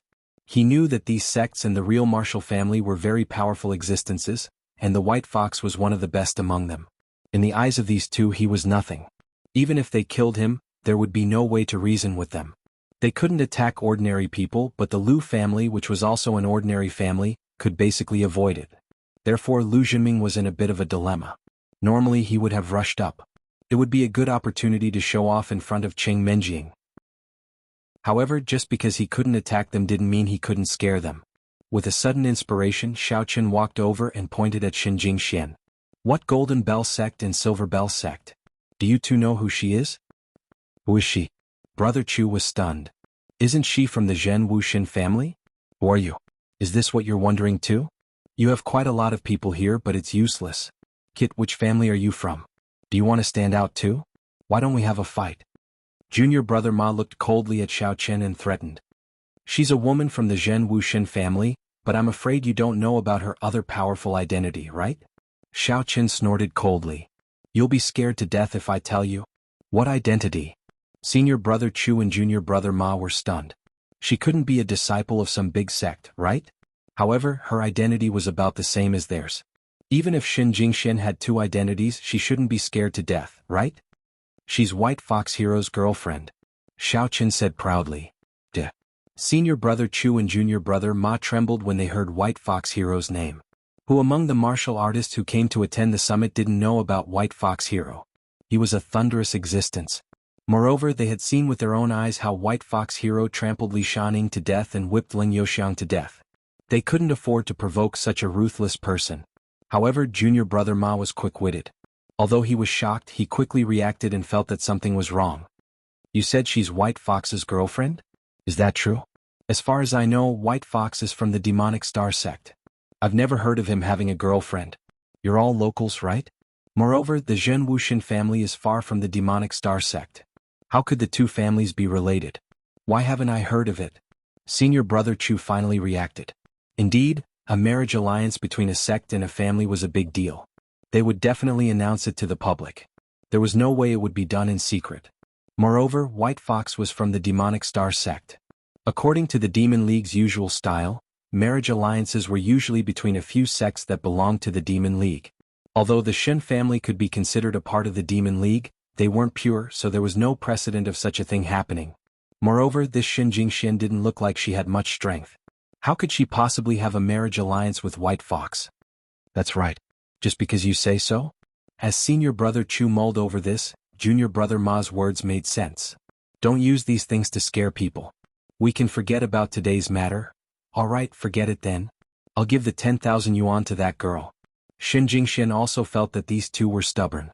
Since they didn't want to listen, she didn't want to continue arguing. Forget it? How could it be so easy?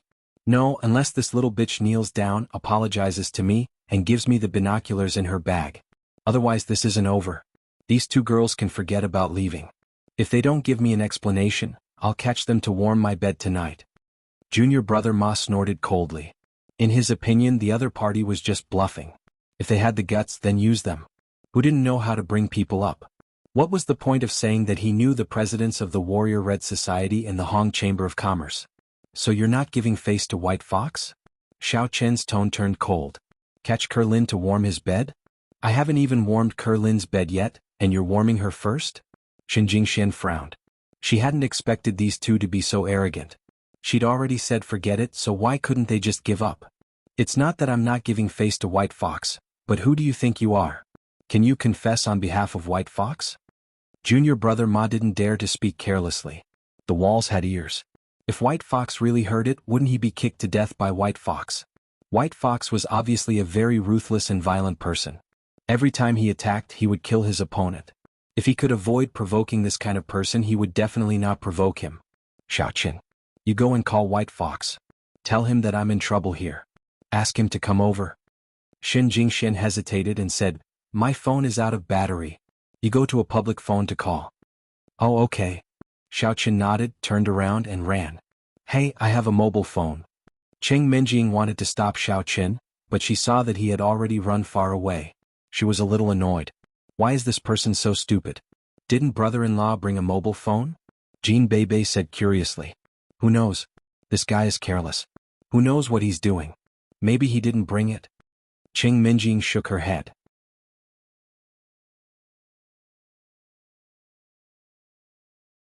Chapter 373.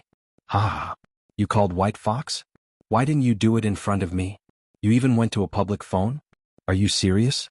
That's too much of a lie. Junior brother Ma laughed hysterically. Can you stop joking around? I'm seriously wondering if you're from the Shen family of Jinwu.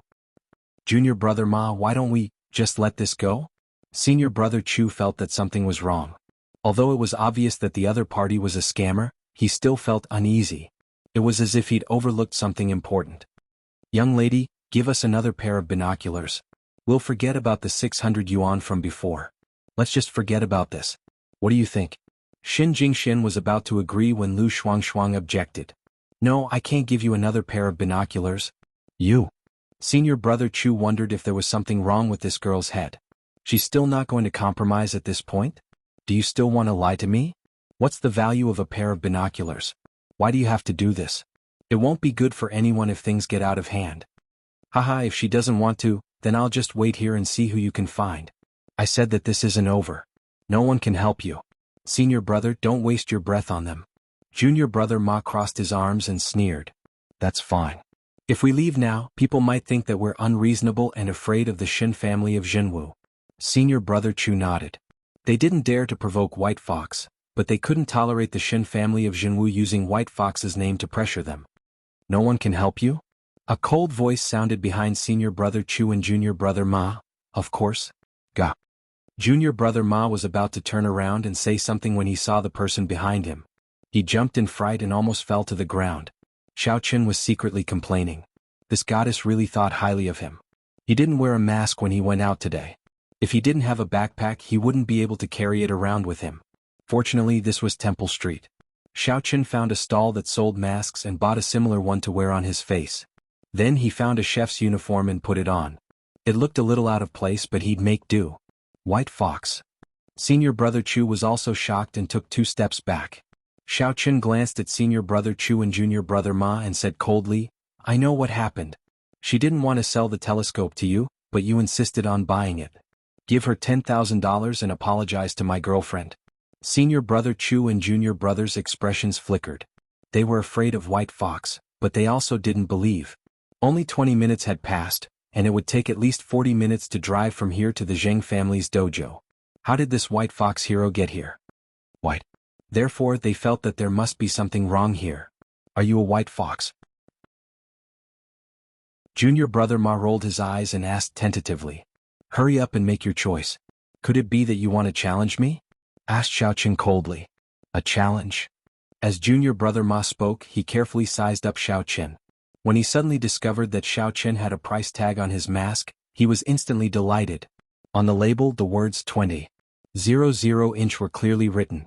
The label was brand new, and it was obvious that the mask was newly bought. How could this be the White Fox hero? That was impossible. White Fox's mask had been used for 2 days. Even if it was newly bought, it couldn't possibly be so new. Furthermore, upon closer inspection, the mask still had some rough edges. Logically speaking, these rough edges would fall off after a long time, but this person was obviously wearing a brand new one. Ah. Challenge? Alright, you don't have to pretend. Aren't you that Xiao something who went to make the call just now? You went to buy a fox mask, put it on, and then pretend to be a white fox to trick me, right? Look at the price tag on it. It's 20 yuan. Ah, would a white fox use street goods?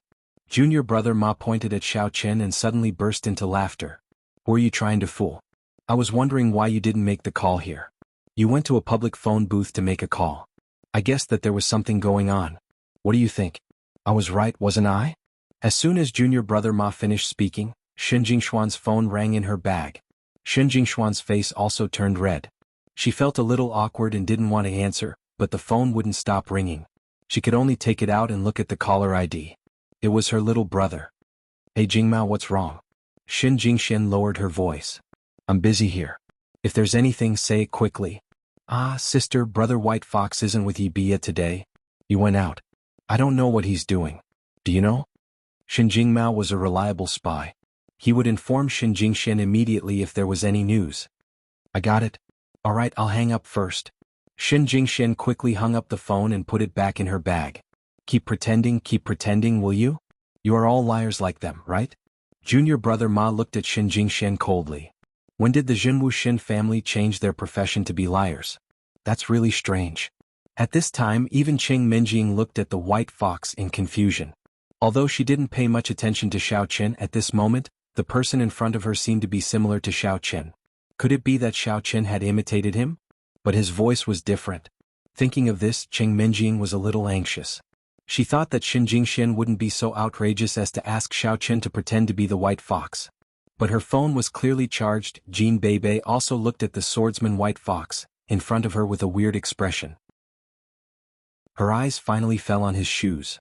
Then she shouted, Swordsman White Fox, beat him to death. If you perform well, Bebe will like you in the future. You want to challenge me? Okay now. Xiaoqun said coldly as he looked at Junior Brother Ma, who was smiling foolishly. There was no lack of people who thought that they were ignorant in this world. For example, the person in front of him clearly had a peaceful solution, but he didn't choose it. Instead, he wanted to challenge him. Therefore, Xiaoqun had to fulfill his wish. Yes now. Come on, hit me. Junior Brother Ma looked at Xiaoqun mockingly. Oh, as you wish. As soon as Xiaoqun finished speaking, his hand shot out like lightning, slapping Junior Brother Ma's face.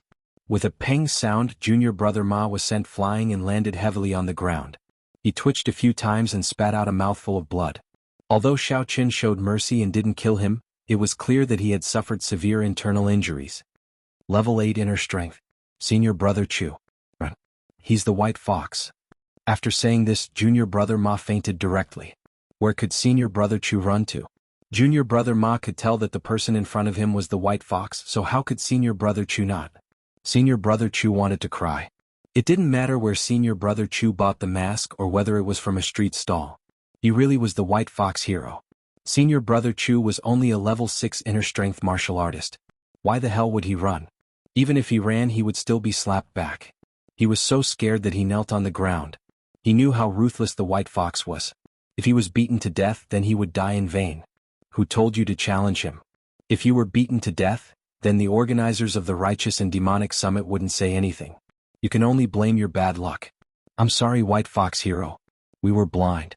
We didn't know that she was your girlfriend. Senior brother Chu suddenly understood. Shinjingxian? She said her name was Shinjingxian? That's right. The disciple from the Zhen Wuxin family who was knocked off the stage by Li Shaning yesterday was called Shinjingmao. Moreover, it was indeed the White Fox Hero who caught him and beat Li Shaning to death to avenge Shinjingmao. Wasn't it obvious that the White Fox Hero was related to the Zhen Wuxin family? Why would the White Fox Hero stand up for Shinjingmao? How stupid. Why hadn't I thought of this before? Looking at junior brother Ma's appearance, it was obvious that he had suffered a very serious internal injury. It was estimated that he would have to admit defeat in this summit challenge. If I'd thought of this relationship earlier, I wouldn't have allowed junior brother Ma to act so arrogantly in front of the White Fox Hero. Now, not only had he failed to act cool, but he'd also been beaten to a pulp. Senior brother Chu didn't even know if he could escape this calamity. I said, I'll give her 10,000 yuan and apologize to my girlfriend. Then I'll let this matter go. Xiaoqin didn't intend to continue beating senior brother Chu. After all, there was no point in beating him up. It was more important to resolve this matter. He'd already established his dominance, so it would be unreasonable if he crippled senior brother Chu as well. However, the two of you challenged me. One of you is lying on the ground, and the other is kneeling on the ground and admitting defeat. You can talk to the summit yourselves about this. All right. I'll talk to them. We lost, so we'll definitely pay up. Senior brother Chu's heart was bleeding. If the two of them returned to the Golden Bell sect, they'd definitely be reprimanded. Originally, the elders of the sect had hoped that the two of them would make a name for themselves at the summit. Who would have thought that they'd be beaten so badly before they even had a chance to fight? Oh, then hurry up and don't waste time. Xiaoqin said. Yes, here's 10,000 yuan. No, 20,000 yuan as compensation for the binoculars. Senior brother Chu hurriedly took out 2 stacks of cash from his bag and handed them to Lu Shuangshuang. Lu Shuangshuang was dumbfounded, especially when she heard junior brother Ma say that he'd reached stage 8 inner force before he died. Was this person in front of her an inner force stage 8 expert? Was it true? Lu Shuangshuang hung around the warrior guild every day, so she knew what an inner force stage 8 meant. Even a stage 4 inner force cultivator was respected by many people there. An inner force stage 4 inner force cultivator was a top-notch existence, let alone an inner force stage 8 inner force cultivator. Strong, too strong. Lu Shuangshuang's mind began to race. If she could form a good relationship with this person, wouldn't she have a backer in the future? But, would he even care about her? Chapter 374. Alright, take it. Xiaoqin took the money and handed it to Lu Shuangshuang. Ah, thank you. Lu Shuangshuang quickly said, but 10,000 is enough. Although she was greedy for money, she knew that this money was given to Hero White Fox. It wasn't right for her to take it all. You're welcome. I'm returning the 10,000 to you, Xiaoqin said faintly. I took your telescope for free last time. This time I'm returning it to you. Lu Shuangshuang immediately remembered who the person in front of her was. No wonder she felt that this mask looked familiar. Wasn't this the person who won her binoculars for free at the Warrior Guild? She couldn't help but exclaim, "It's you." That's right, it's me. Xiaoqin smiled. Take your friend and leave this place. Also, your telescope is too expensive. You don't understand. It's not that I want it to be so expensive. Next time you go to the Warrior Guild, I'll tell you in detail. Lu Shuangshuang originally wanted to find someone to rely on.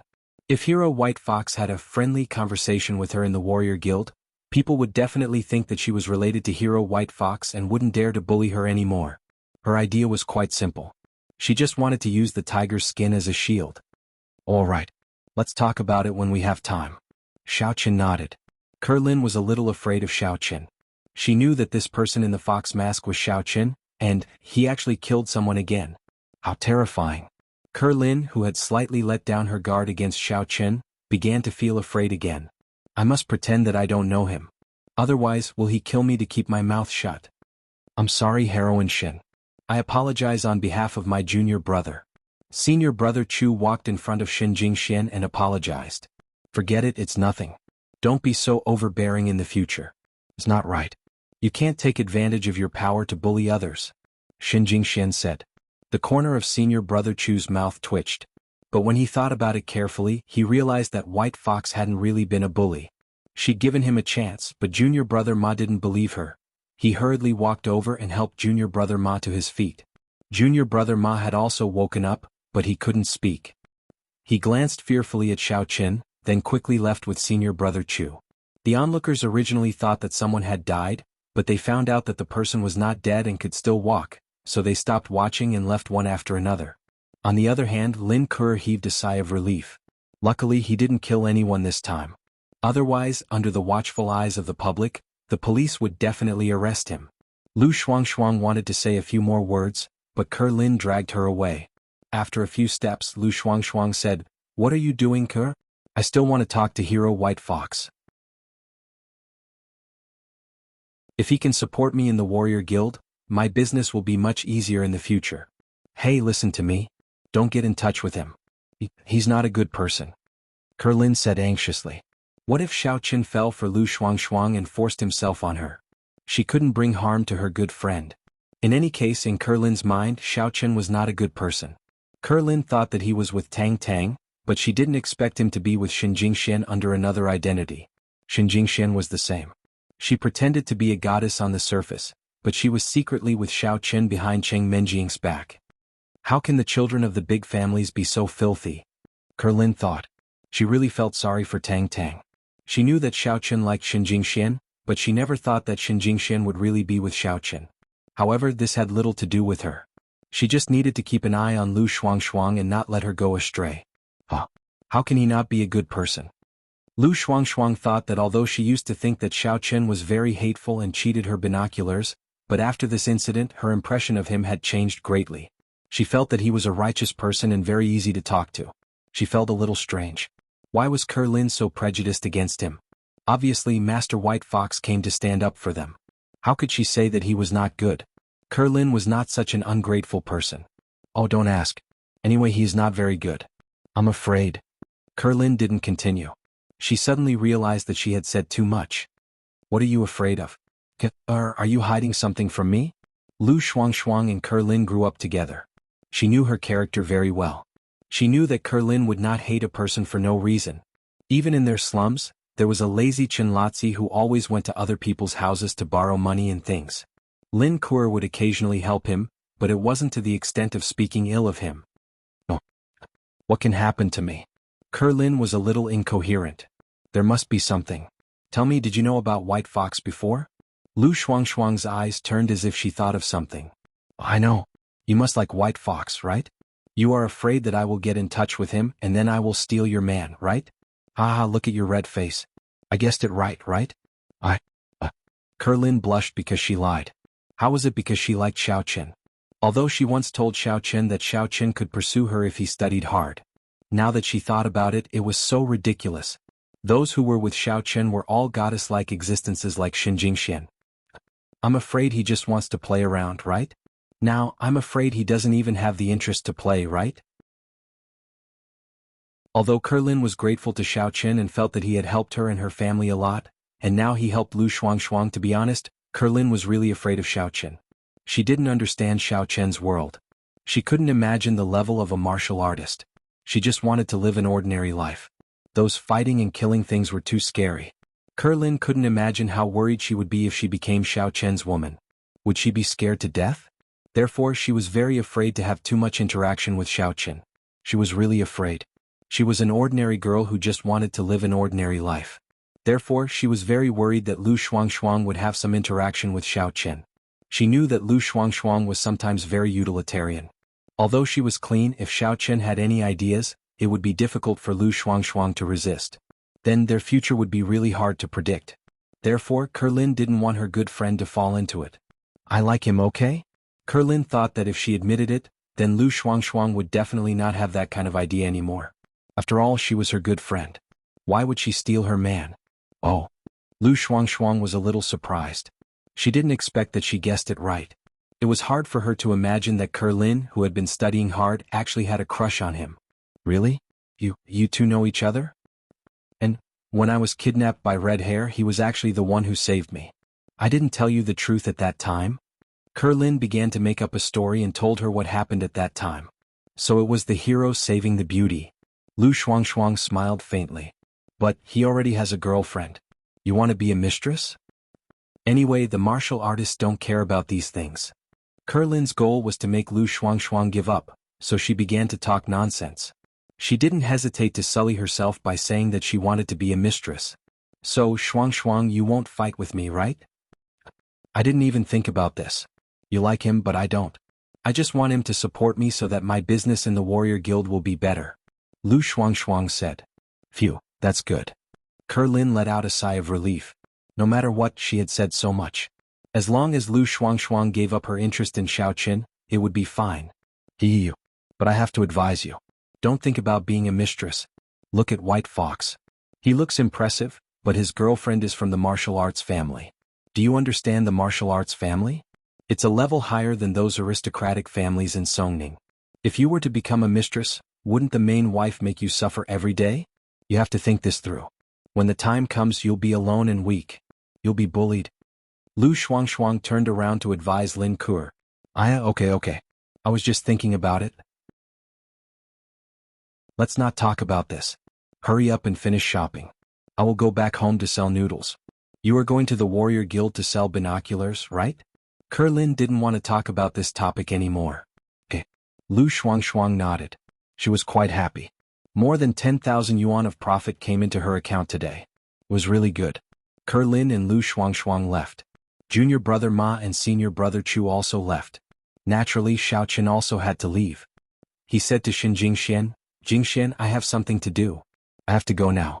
Call me if you need anything. After saying that, Xiaoqin made a gesture to make a phone call. Then he pretended to leave. Okay, you can go now.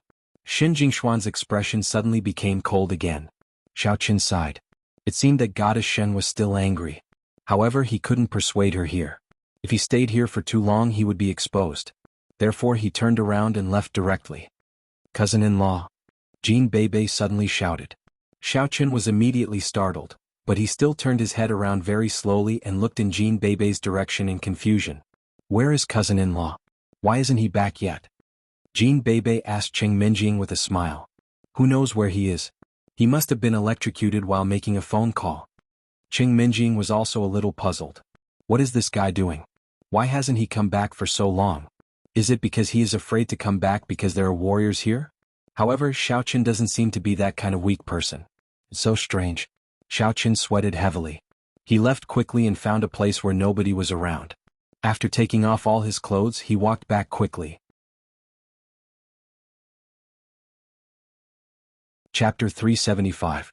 Ah, cousin-in-law, you're back. Jean Bebe said. What do you mean by back? Xiaoqin was dazed. I went to make a call just now and then I came back. Jean Bebe said, right? Why were you gone for so long? Cousin Minjing said that you were electrocuted by the phone. Oh, I drank too much water because I was in a hurry. I searched for a toilet for a long time. Right. Is Swordsman White Fox here? Xiaoqin scratched his head. He thought that Jean Bebe had noticed something, but it seemed that he had been overthinking. Don't you know whether or not Swordsman White Fox is here, cousin-in-law? Jean Bebe asked. How would I know? Xiaoqin was shocked again. He kept feeling that Jean Bebe seemed to be implying something. Did this cunning girl really see through him? Wasn't it you who called, cousin-in-law? Why don't you know? Jean Bebe asked in confusion. Bebe, what nonsense are you talking about? Cheng Minjing interrupted her. All right, Xiaoqin, you're back. Let's go. Don't stand here. Somebody is bound to be pointing at us. All right. Xiaoqin nodded. He found Lu Jinming, who was somewhat dumbfounded, and asked, Little Lu, what's wrong with you? Lu Jinming slapped his head in regret. He cried, I'm screwed. I'm screwed. It was the best opportunity to meet Swordsman White Fox and I missed it. I was so shocked just now that I didn't realize what was going on. Gosh, I'm screwed. I'm so unlucky. I didn't even know how to take advantage of such a good opportunity. If I had gone up to meet him, I would have definitely remembered him. Xiaoqin was immediately lost for words. I have his number. Should I ask him to come back so that you can meet him? I don't dare to do that. If he heard that I had nothing to do, he would beat me to death. I don't want to become that junior brother, Ma. It's too miserable. Lu Zhiming sighed. Shen Jingxian took a look at Jin Beibei, only to find that Jin Beibei was grinning at her. Somehow Shen Jingshuan's heart tightened. She also felt that Jin Beibei seemed to be suspicious of something, but it was impossible. Xiao Qin had disguised himself very well. His voice and clothes were all different. How could Jin Beibei see through him? Illusion, it must be an illusion. Shen Jingxian thought. Beibei, help me take a look. Does this look good? While Cheng Minjing was looking at a hairpin, Shen Jingxian took Jin Beibei to another stall and picked up a hat. Yes. Jin Beibei nodded. Then why were you laughing just now? Shen Jingxian asked. Huh? What did I laugh at? Beibei didn't laugh. Jin Beibei looked at Shen Jingxian strangely. Just now you were grinning at me, Shen Jingxian said. Oh, just now. I forgot. Jin Beibei scratched her head. Right, Sister Jingxian, my brother-in-law is so handsome. Introduce him to me when you have time. I like such a domineering man the most. Huh? You mean White Fox? Shen Jingxian didn't think much of the first half of Jin Beibei's sentence. Since Jin Beibei had forgotten it, it must not be something important. However, when she heard the second half of Jin Beibei's sentence, she became a bit nervous. It's not a problem to introduce you, but what do you want to do? Nothing. I just want to ask him if he wants a concubine or not. Sister Jingxian, you are so generous. You won't mind, will you? Jin Beibei asked. Of course not. Beibei, are you kidding me? Shen Jingxian said with a weird expression and forced a smile. Oh, I'm just joking. Jin Beibei said, I'm quite envious of Sister Jingxian. Alas, Sister Minjing has made no progress with cousin-in-law at all. I'm so anxious. If only I could be as fast as Sister Jingxian. Oh? Yes. Shen Jingxian was quite nervous.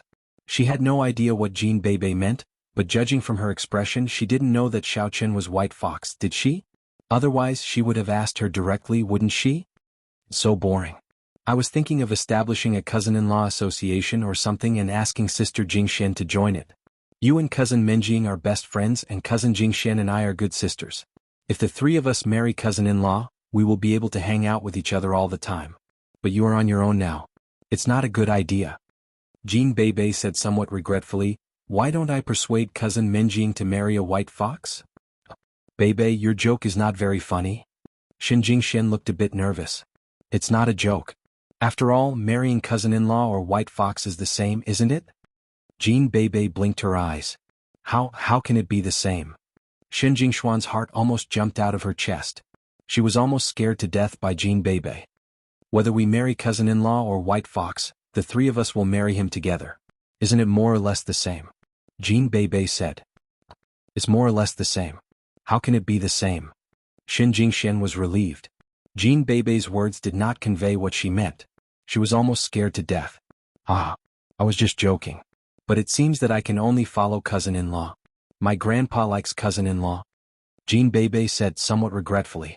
Is that so? Shen Jingxian was somewhat annoyed. Xiao Chen and Jin Beibei were indeed having an affair. Otherwise, why would golden-haired Lion King like Xiao Chen? However, she still pretended to say, then, let's not ruin your relationship with Minjing. Just let Minjing do it first. That's true. I'm not like Sister Jingxian who enjoys all the benefits first. Jin Beibei nodded. I didn't. Shen Jingshuan's heart almost exploded again. You did. It was Qin Jinkuan and Qin Jinping before. Now it's White Fox. Jin Beibei said. That's the arrangement of the family. I can't do anything about it. Shen Jingxian did not want to talk to Jin Beibei anymore. She could not accept the way the girl talked. She was easily scared. Or was it because she had a guilty conscience? Hey, what are you two whispering about? Cheng Minjing turned around and found that Jin Beibei and Shen Jingxian were talking about something. Therefore she walked over and asked. Nothing. I'm just a little sorry that Sister Jingxian can't share our cousin-in-law with us. Jin Beibei said with a smile. Share our cousin-in-law? Xiao Qin? Who wants to share him? If you like him, you can take him. Cheng Minjing said, not knowing whether to laugh or cry. Oh, really? Jin Beibei turned around and looked at Shen Jingxian. Sister Jingxian, are you happy? Why should I be happy? Shen Jingxian looked at Jin Beibei in confusion. Nothing. I think you should be happy because I'm quite happy, Jean Bebe said. Bebe, what nonsense are you talking about today? Stop it. I'm a little hungry. Let's go eat something. Qing Minjing did not want to talk about Xiao Qin anymore. Ever since she came back from the family banquet with Xiao Qin, Qing Minjing had been avoiding this topic. She did not know where she should go in the future. Because of the marriage between Xiao Xiao and Qing Mingqiang, there was an inexplicable barrier between her and Xiao Chen. They came to a restaurant on Miaohui Street. It was a place called South County Snacks. Although it was called Snacks, the decoration was quite luxurious. It was one of the best fast food restaurants on this street. There were so many people in the restaurant that there were no more seats on the first floor. They went to the second floor and found a place to sit down. Xiao Chen, go and buy something. Qing Minjing looked at the long line in front of the counter downstairs and did not want to go down to line.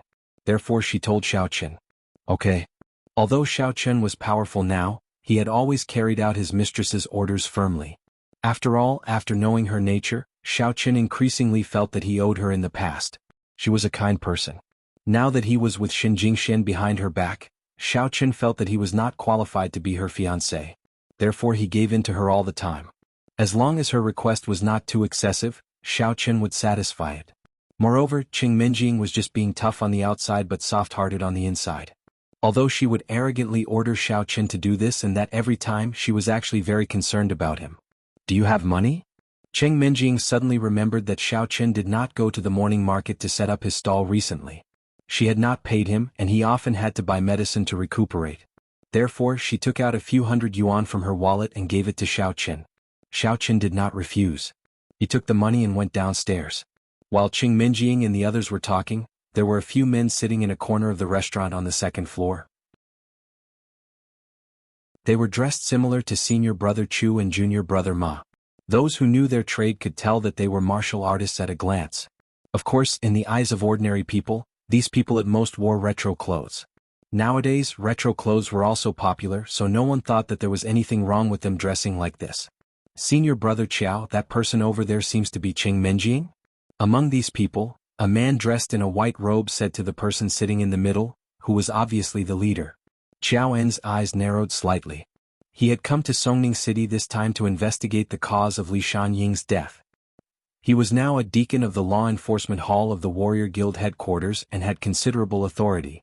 If it were not for the fact that the colorful Li family had a vice president of the Warrior Guild headquarters, the Law Enforcement Hall would not have accepted this task.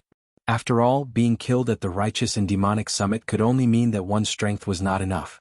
If you wanted to take revenge, it was your own matter in the future. It had nothing to do with the Warrior Guild. Moreover, it would not involve the Law Enforcement Hall. However, this order was personally given by Vice President Li, so Qiao En's could only come in person. Originally, he was a little reluctant and did not immediately start the investigation after he arrived. Instead, he planned to go sightseeing for a few days and investigate after the summit was over. He did not expect to meet the woman he had once pursued here. Chapter 376.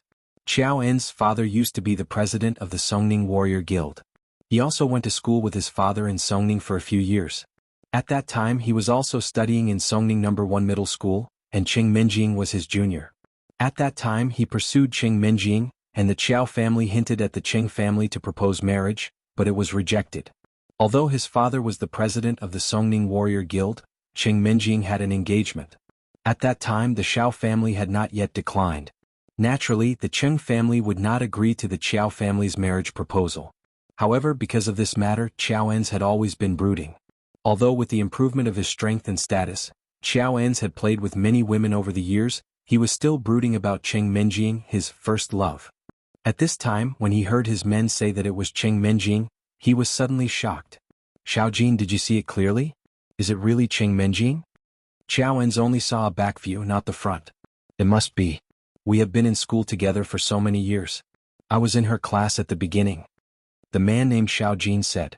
His real name was Zhu Jin, and he was one of Qiao En's men. Both of them left Songning together.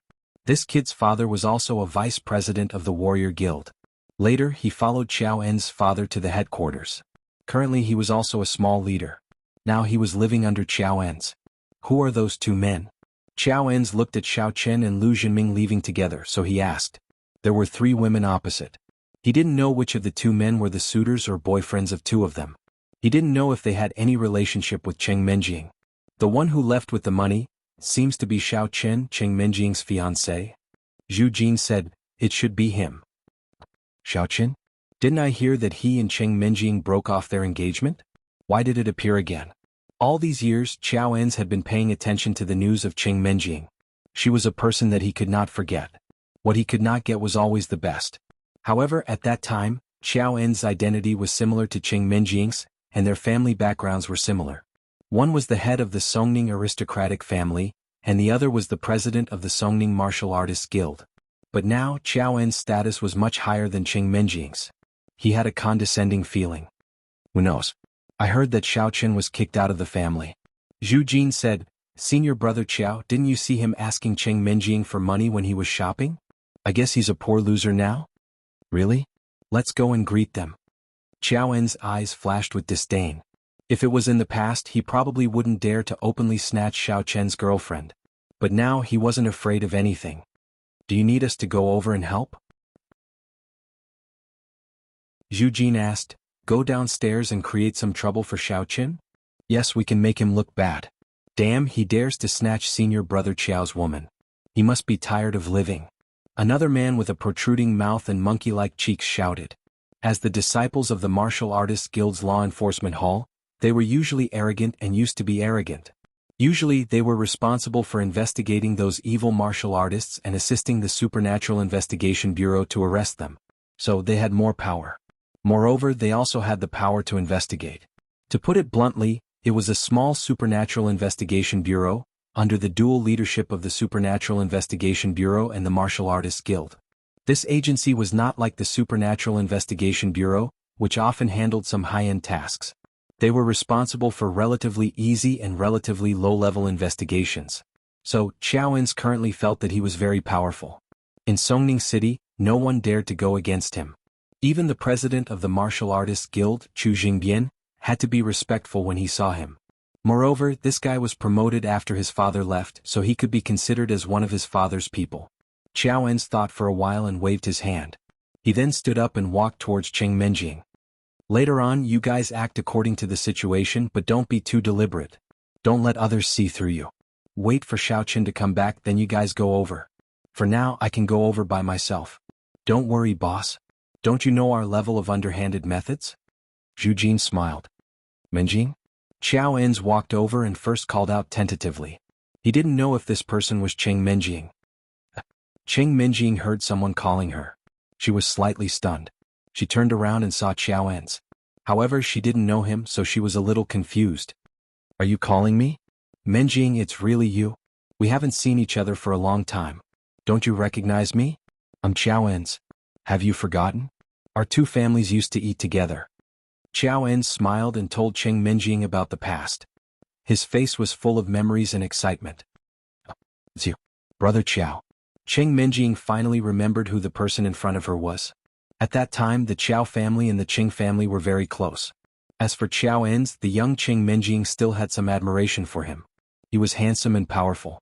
At a young age, he had the strength of stage 3 inner force. At that time, Cheng Menjing had a very good impression of him. At that time, she even wondered why the family didn't agree to the marriage with the Qiao family but the Xiao family. Anyway, she was going to marry someone. It was better to marry someone more pleasing to the eye. At that time, Qiao En's was indeed more pleasing to the eye than Xiao Chen. However, when she saw Qiao En's again, those feelings in her heart had already faded. After interacting with Xiao Chen for a long time, she found that Xiao Chen was a good person. It was just that she seemed to have misunderstood him in the past. But now, it seemed that in addition to his lack of strength, he was excellent in other aspects. Moreover, Cheng Menjing was no longer a little girl. Her admiration for strength was not so strong. If she really admired strength, it was better to pursue the white fox. Wasn't the white fox more powerful? It seems that Menjing still remembers me. It really makes me happy. Qiao En suddenly laughed and said, Menjing, how are you now? I'm fine. Cheng Menjing said, what about you? Where are you now? Me. I'm just hanging around in the headquarters of the Warrior Guild as a minor leader of the Law Enforcement Hall. I just came back yesterday to investigate a case. I didn't expect to run into you here. I was thinking of paying you a formal visit after I'm done with my official business, Uncle Cheng. Xiao En's directly sat on the seat opposite of Cheng Menjing that originally belonged to Xiao Chen. He turned around to look at Shenjing Shen and Jin Beibei and said, Shenjing Shen Jin Beibei. Am I right? Yes, but there's nothing to brag about. As long as you're not a retard you can remember. Jin Beibei said, also your seat is taken. Hehe. Beibei, you're still such a joker. Xiao En's was dazed for a moment, but he did not mind that Jin Beibei's seat was taken. Then he regained his smile and said, are you here to visit the Temple Street or the amusement park today? Oh, we're here to see an idiot, Jin Beibei said. Idiot? Xiao En's face slightly changed. Was Jin Beibei insulting him? He did not dare to do anything to Jin Beibei before, but now he no longer cared about the Jin family because of his identity and status. Therefore he did not care about it at all. His face immediately turned gloomy. Jin Beibei, what did you say? Nothing. We ran into two idiots on the Temple Street just now. If you don't believe me you can ask cousin Menjing. Why do you want to know everything? Gossipy. Jin Beibei said. Yes. There were two people who wanted to force me to buy something. Nothing. Cheng Menjing nodded. Oh. They are indeed idiots. Xiao En's did not think too much about it when he heard that it was not him. He said, somewhat fascinated, years ago Menjing we often had meals together. Let me treat you today. It's fate that we met again. That's unnecessary. I've already asked someone to buy the food, Cheng Menjing said. Oh, forget it. I'll treat you alone next time. This fast food is not that good anyway. Xiao En's looked at Cheng Menjing and smiled faintly. His eyes were filled with the joy of reuniting after a long time. Okay, let's talk about it when we have time. Cheng Menjing and Xiao En's were not very familiar now. They were familiar before, but it did not mean that they were familiar now. She did not want the Cheng family to misunderstand her every move. If Xiao En's came to the Cheng family to propose marriage, her grandfather would definitely agree to it. However, she did not know why she used to want to break off the engagement with Xiao Chen so that she could marry a man like Xiao En's. But now that she had broken off the engagement with Xiao Chen, she no longer had that thought. Dad and Uncle Xiao have said it to me. I have to listen to them. They definitely want me to marry Xiao Chen, so I'd better have less contact with Xiao En's. Otherwise, once Cheng Menjing released the signal that she was close to Xiao En's, it would not be good if the Cheng family misunderstood it. Okay. I just want to visit Uncle Cheng and Grandpa Cheng. I'll ask you to come with me. Xiao En smiled indifferently and said. He thought that Cheng Menjing was reserved. While they were talking, Xiao Chen and Lu Jinming came back from downstairs with plates of food. This fast food restaurant sold set meals. Xiao Chen randomly ordered a few kinds and brought them back. Anyway, with primordial qi they would be delicious. Suddenly Zhu Jin and Monkey Chin made a move. The two of them, one on the left and the other on the right, collided with Xiao Chen and Lu Jinming. Obviously, they wanted to knock down the set meal in Xiao Chen's hand. Then Xiao En's could smoothly invite Cheng Menjing to eat. After all, it could be considered an apology. Bang! Zhu Jin and Xiao Chen collided violently. In fact, Xiao Chen saw Zhu Jin coming over with bad intentions before, but he did not care. Especially when he saw the person next to Cheng Menjing, he knew that this person was coming for him. Moreover, he looked a little familiar. He must be an acquaintance from the past. After thinking about it for a while, he had an impression. The person sitting was called Xiao En's, and the person who collided was called Zhu Jin. Chapter 377. Zhu Jin and he were in the same class and Xiao En's was in the senior grade. Xiao En's had pursued the young lady before. The meal in Xiao Chen's hands was not badly hurt. Xiao Chen steadied his hands and the 3 meals in his hands were not spilled at all. After all, Xiao Chen was a cultivator, and his strength was much higher than the intruder's. The intruder was still too young to play such a trick on him. However, it was not so easy for Lu Jinming. The 2 meals in Lu Jinming's hands were directly knocked away. Zhu Jin and Monkey Chin's plan was that if Xiao En's and Cheng Menjing bumped into each other, they would not be able to go with them even if they wanted to apologize. Then Xiao En's would be able to have dinner with Cheng Menjing alone. However, as expected, the 2 set meals in Lu Jinming's hands did not buckle onto Lu Jinming's body. Instead, they suddenly flew out diagonally. With 2 ping sounds, the 2 set meals, along with the soup and drinks, were all buckled onto Xiao En's head. F***ck. Who did this? Xiao En's was infuriated. He suddenly stood up and glared at Lu Jinming and Xiao Chen.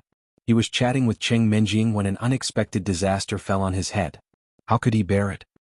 He pointed at Lu Jinming and said, "Do you want to die? Or are you out of your mind? They bumped into me. Go and find them." Lu Jinming pointed at Zhu Jin and Monkey Chin and said, "Luckily I dodged in time. Otherwise I would have buckled your head too. I don't know who these two bastards are messing around with. They must be trying to blackmail you. You've already been beaten up like this. This is intolerable. If it were me, I would have beaten them to death. Unless they're not men." Xiao Chen looked at Qiao En's with righteous indignation. Yes, Brother Qiao, this is absolutely intolerable." Jin Beibei chimed in, "The two of them must have planned to frame Brother Qiao. Otherwise, why would they bump into someone when this place is so spacious?" You. Qiao En's was rendered speechless by Xiao Chen and Jin Beibei. Yes, this was done by Zhu Jin and Monkey Cheek. The main responsibility was definitely on them. However, these two were his subordinates. How could he beat them up? Qiao En's knew that this was definitely a mistake. His subordinates wouldn't harm him. It could only be that he was unlucky. His expression was gloomy and he didn't know what to say. "Senior Brother Qiao, I'm sorry. I was in a hurry to help them. I didn't expect that I would be so flustered." Monkey Chin said apologetically. "Yeah, let me help you." Zhu Jin quickly said to Xiao Chen. "Okay, take one." Xiao Chen nodded and said, "It just so happens that I can't hold three." Zhu Jin found a way out of the embarrassing situation. He breathed a sigh of relief and took a plate from Xiao Chen. However, as soon as he took the plate, he suddenly felt that the plate seemed to move and fly up directly. With a bang, it was buckled on Qiao En's head again. F***ck. Qiao En's was really angry this time. "Zhu Jin, what do you want to do?" "I didn't want to do anything. Right, it's him. It must be him. He did it. He buckled it. He must be up to no good by holding it for me." Zhu Jin suddenly thought of something. He pointed at Xiao Chen and roared, "Is there something wrong with you?" Xiao Chen held a plate in one hand. "What kind of skill do I have?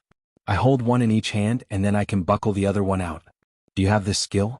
Qiao En's originally thought that Xiao Chen might have done it on purpose, but after listening to his explanation carefully, he suddenly felt that it was right. He was holding a plate in one hand. How could he buckle the other plate out? At least one more plate must be buckled in his hand. Because the third plate was on top of the other two plates in his hand, it was completely unrealistic. Zhu Jin thought about it, and it was indeed unrealistic, but he really didn't buckle it. At this moment he could only say, "I'm sorry, Senior Brother Qiao. My hand slipped." Humph. Qiao En snorted coldly and then said to Cheng Menjing with some embarrassment, "I'm sorry, Menjing. My two men are really skilled. I'm leaving first to change clothes. When things are over, I will call you." "I may not have time. I have to go to school." Cheng Menjing said, "In fact, you don't need to visit him. Your official business is more important." "It's okay. I'll call you later," Qiao En said with a smile. Then he left quickly with his two stupid subordinates. After Qiao En's left, Jin Beibei looked at Xiao Chen and said with a smile, "Brother-in-law, you are so awesome. Transformers are really awesome." "What transformers?" Xin Jingxian was slightly dazed and she was startled again. She felt that Jin Beibei was quite weird today and her words were full of innuendo. Did she mean that Xiao Chen was a Transformers because he could turn into a white fox? It's the nickname that Jin Beibei gave to Xiao Chen. She said that he was awesome and could not only be a servant but also a detective. Cheng Menjing explained, "Jingxian, just ignore her." "Oh." Xin Jingxian nodded. She thought that it was fine as long as she was not talking about him.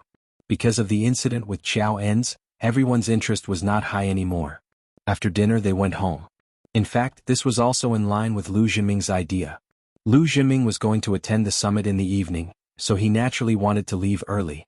After returning to the car, Qiao En's glared at his two subordinates. "What's wrong with you two? Or are you warriors? Can't you even do such a small thing?" "This is a mistake," Zhu Jin and his monkey cheeks said bitterly. "Alright, stop wasting time. Let's go and find a bath center. I want to take a bath. This is 2F** king uncomfortable," Qiao En said angrily. "Yes, Senior Brother Qiao." Zhu Jin quickly started the car. In the afternoon, Qiao En's appeared in the office of Chu Jingbian of the Warrior Guild in Songning City. Chu Jingbian received Qiao En's warmly. Although Qiao En's was his junior in the past, Qiao En's identity was completely different now. He was here to investigate a case, so Chu Jingbian had to be careful. "Deacon Qiao, welcome. I have received the official letter from the Warrior Guild. Don't worry, I will fully cooperate with you. Chu Jingbian said directly. Well, I want all the information on the white fox. Give it to me. Xiao En said. Alright, I have prepared it. Deacon Xiao, please take a look. With that said, Chu Jingbian handed Xiao En's a document about the white fox and said, It's all here. The official letter had already stated that Xiao En's and the others were here to investigate the death of Li Shanying and the information on the white fox. Alright. Xiao En's actually did not want to care about this matter. When he saw the information on the white fox, he was indeed a member of the Devil Star sect. Moreover, he should be a relatively outstanding disciple. It was a little difficult for him to meet such a person. If he were to bring him for questioning, he might not necessarily cooperate with him. If he did not investigate and go back, the Li family would not be willing. Xiao En's was actually ambitious. He also wanted to fight for the position of president of the warrior guild in the future. Logically speaking, with Li Shanying's death, he should be happy that he had one less competitor. However, as a member of the law enforcement hall, he had to give an explanation. If he did not bring back any information after coming here, wouldn't there be a problem with his ability? This would bring a stain to his future competition for the position of president, so he had to investigate and find out the reason. In fact, he also knew that the challenges of the summit were in line with the rules. What he needed to do was to investigate why the white fox killed Li Shanying so ruthlessly, or whether there was any enmity between him and Li Shanying before. Thinking of this, he carefully looked at the information in his hand and used his hand to knock the teacup on the table rhythmically, thinking about the connection. At this time, there was a knock on the door of Chu Jingbian's office. Chu Jingbian said, "Who is it? Please come in." "President Chu, it's me." The person who came in was Qin Huanling. As soon as he entered the door, he said, "President Chu, thank you very much for yesterday. By the way, did Hero White Fox say anything after he went back?" However, after saying that, he saw that there were still 3 people sitting in the room. He was stunned for a moment and was a little embarrassed. "President Chu, you have a guest. I'll take my leave first." "Okay, go to your work. We'll talk about this later."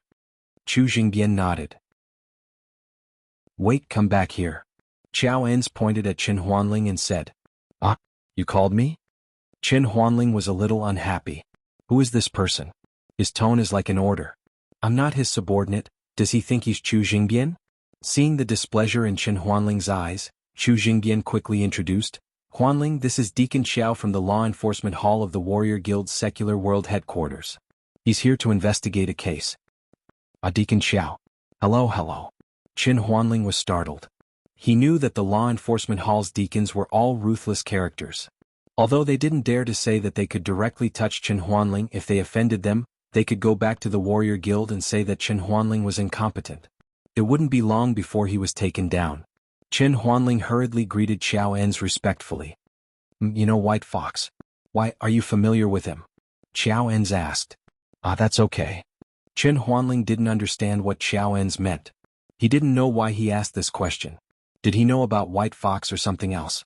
He hadn't seen the official letter yet, so he didn't know Xiao En's purpose. "What's on your mind?" Chu Jingbian glanced at Qin Huanling and reminded him to tell the truth. "Are you familiar with him or not? Then do you know why White Fox wanted to kill Li Shanying?" Xiao En's asked. "If you know, then hurry up and tell me. Otherwise, you know the consequences if you don't report it." Qin Huanling was stunned. Why did White Fox want to kill Li Shanying?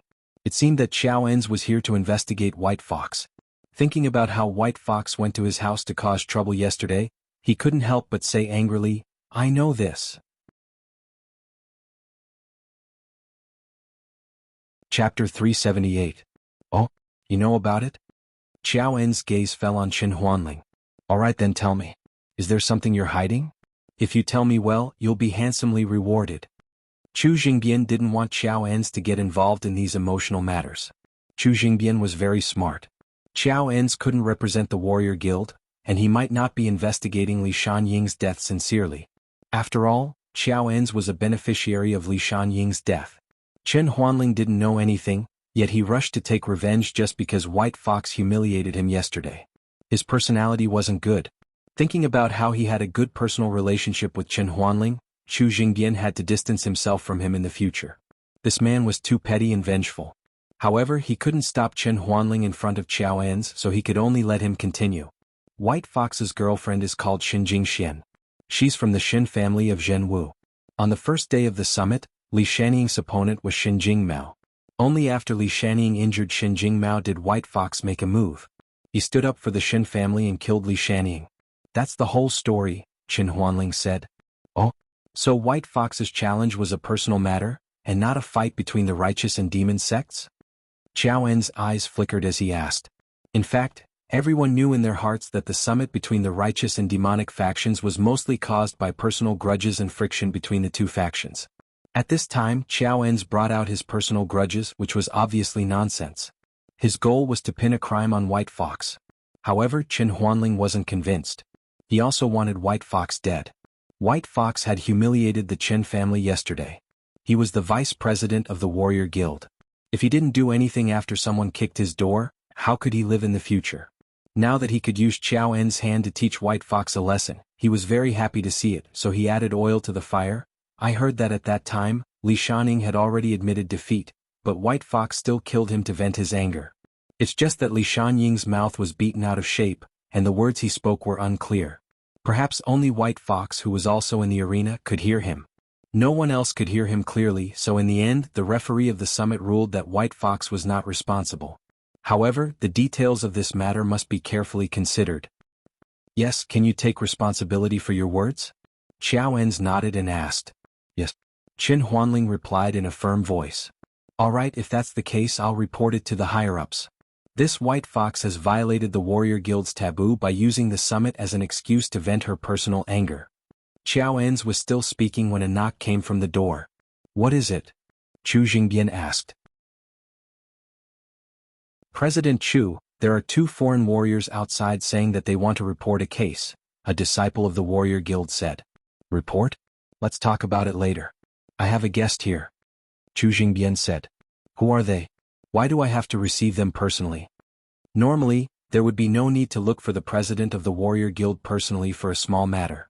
It was obvious that these 2 were not ordinary people.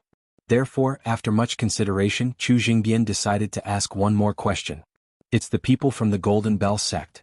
They said that the White Fox was a busybody and bullied them and injured them. The disciple said. Let them in. Qin Huanling was overjoyed when he heard that. This is the law enforcement hall's deacon sent by the higher-ups to investigate the White Fox's case. He has the authority to ask about everything related to the White Fox, right? That's right. Let them in. Qiao En's was delighted to see Qin Huanling so obedient. He did not mind putting more crimes on the White Fox anyway. It would show how selfless he was. Although Li Shanning was his competitor, he did not gloat over his misfortune. Instead, he did his best to investigate the case, which would leave a good impression on the higher-ups. In fact, from Qiao En's point of view, since Li Shanning was already dead, he could use this matter to show his ability. It was a worthy death. Seeing that the 2 of them had spoken, Chu Jingbian couldn't do anything about it. He thought that Qin Huanling was too talkative, so he could only nod and say, let them in. Yes. The disciple retreated. Not long after, he came back with 2 people from the Golden Bell sect. They were Junior Brother Ma and Senior Brother Chu. Junior Brother Ma's injuries were not treated in time, or rather, he did not want to treat them. In any case, he had arrived miserably and appeared in front of these people. Tell me what's going on. This is the law enforcement hall's deacon of our Warrior Guild headquarters. If you have any grievances, he will definitely help you and uphold justice. Qin Huanling pointed at Qiao En's. Yes. Junior Brother Ma and Senior Brother Chu were overjoyed, especially Junior Brother Ma. He rolled his eyes and recounted his miserable experience with tears and snot streaming down his face. Although the story was roughly the same, it was completely distorted by him. We went to Temple Fair Street to buy a pair of binoculars so we could watch the summit competition at night. However, who would have thought that we would be forced to buy a pair of binoculars for 10,000 yuan? President Chu, Vice President Chen, you are all locals. How can there be such an expensive price on Temple Fair Street? If this isn't extortion, then what is? Yes, that's a big market. There aren't many binoculars that cost more than 100 yuan. Qin Huanling nodded in agreement and gestured for him to continue. Right, Vice President Chen knows better. Junior Brother Ma nodded. Think about it. Even a normal person wouldn't be able to tolerate such a thing, let alone us who are more skilled martial artists. So, we got into an argument. Who would have thought that the White Fox would interfere? He beat me up just because he knew those scammers. Not only that, he extorted 20,000 yuan from me and beat me up like this. Not only that, he insisted on deducting 20 challenge points from us righteous sections. Do you think that's fair? We've been wronged. This white fox is so tyrannical and shameless. Qiao En slammed the table in anger. I thought Li Shanning was an isolated case. It turns out that this has already aroused the public's anger. It seems that if we don't deal with this white fox, we'll be in trouble. Yes, I've long heard that this white fox is tyrannical. Qin Huanling nodded. Now I suspect that my son Qin Jinping was killed by this white fox. Oh? What? Your son was killed by him? Qiao En's was stunned. What? Sai, isn't it because of that B** TC Xin Jingxian? She used to be my son Qin Jinping's fiancée, but she hooked up with this white fox. I won't say much. Let me show you a video. I'll tell you as I watch. As he spoke, Qin Huanling took out his phone and played the video that Xie Qin sent to Qiao En's. Then he told Qiao En's about what happened and how Qin Jinping was raped by a hoodlum. This white fox is so tyrannical. He's the scum of the martial artists. Qiao En's originally only wanted to fabricate a crime for the white fox. Who would have thought that after this investigation, there was no need to fabricate anything? This was all ready-made evidence. Yes, I think so too. Qin Huanling nodded bitterly. If we don't get rid of this person, it'll be difficult to appease the public's anger. However, I'm only the vice president of the Warrior Guild. How can I go against the Devil Star sect? Only an expert from the headquarters like Warden Qiao can suppress him. Qiao En's thought for a moment and instructed Chu Jingbian, President Chu, send a notice to the Songning Summit now. Tell them that the Warrior Guild wants to investigate the White Fox. Tell them to stop all of the White Fox's competition qualifications and nullify all of his previous points. This isn't too good, right? Chu Jingbian was a little hesitant. Warden Qiao, the Righteous Devil Summit is not under the jurisdiction of the Warrior Guild. Moreover, there are higher-ups from the Supernatural Investigation Bureau and the Hong Consortium overseeing it. You don't know about this, do you? Qiao En said faintly, there are some matters of the upper echelons that you may not be aware of. This dead Li Shanning, the colorful Li family, and the Hong Chamber of Commerce have an engagement. Think about it, if we help the colorful Li family investigate the White Fox, the Hong Chamber of Commerce will definitely support us. Moreover, our law enforcement hall is also under the jurisdiction of the Supernatural Investigation Bureau. To put it bluntly, we're like a subordinate organization, who would go against their own people. Moreover, we're only investigating the White Fox. We're not trying to disrupt the summit, nor are we trying to control them. There's actually such a relationship. Qin Huanling was shocked. He slapped his thigh and said, that makes things easier. They're all on our side.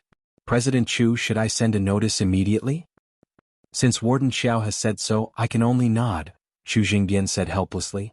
Looking at Qin Huanling jumping up and down, he wondered why he hadn't realized that this person was so proactive in the past. All right, I'll go send the notice now. Qin Huanling stood up and walked out in a few steps. He was filled with resentment, so his words were very harsh. He directly stated that the Warrior Guild wanted to investigate the White Fox.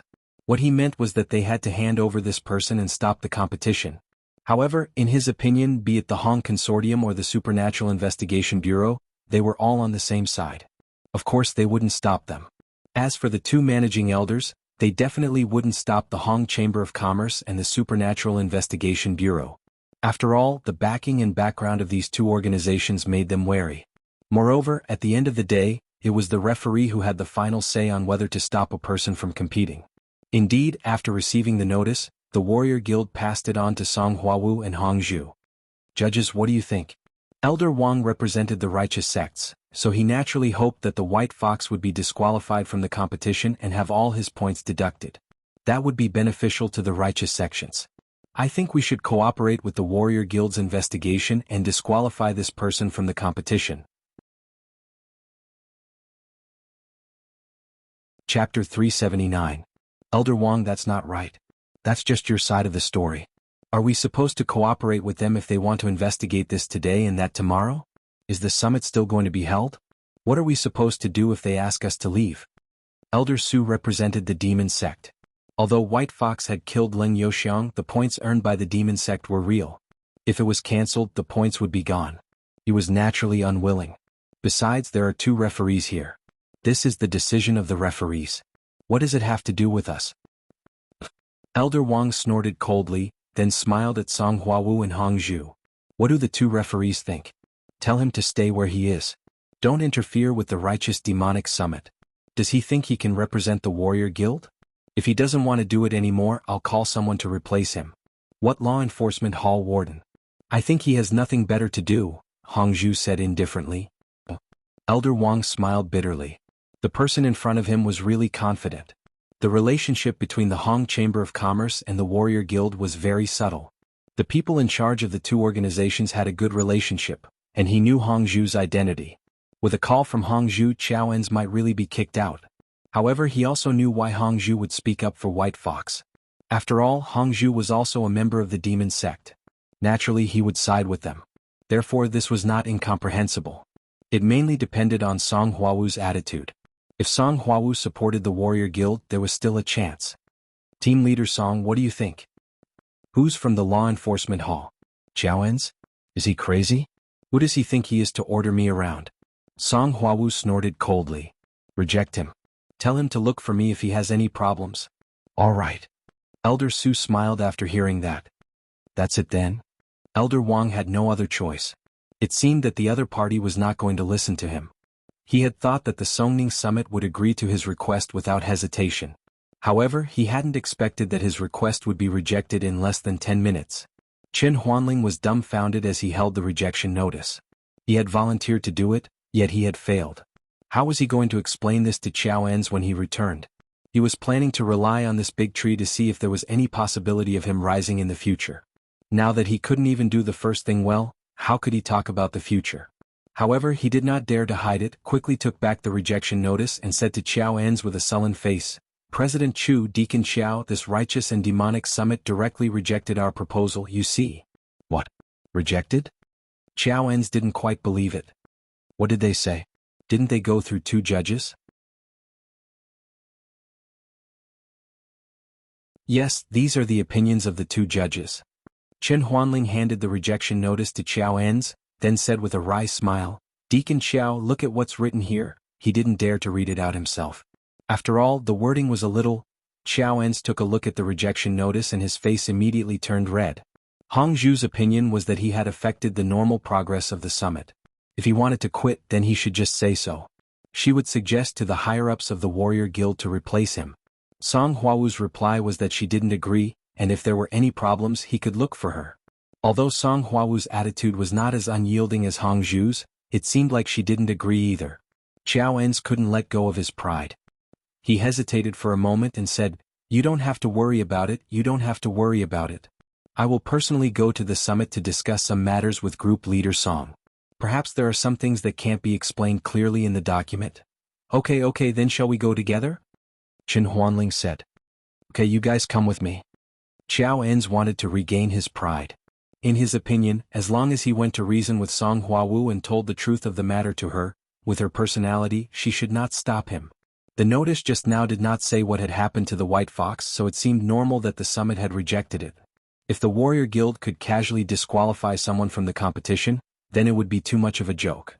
Therefore, the 3 of them drove to the Zheng family's martial arts club with the 2 victims.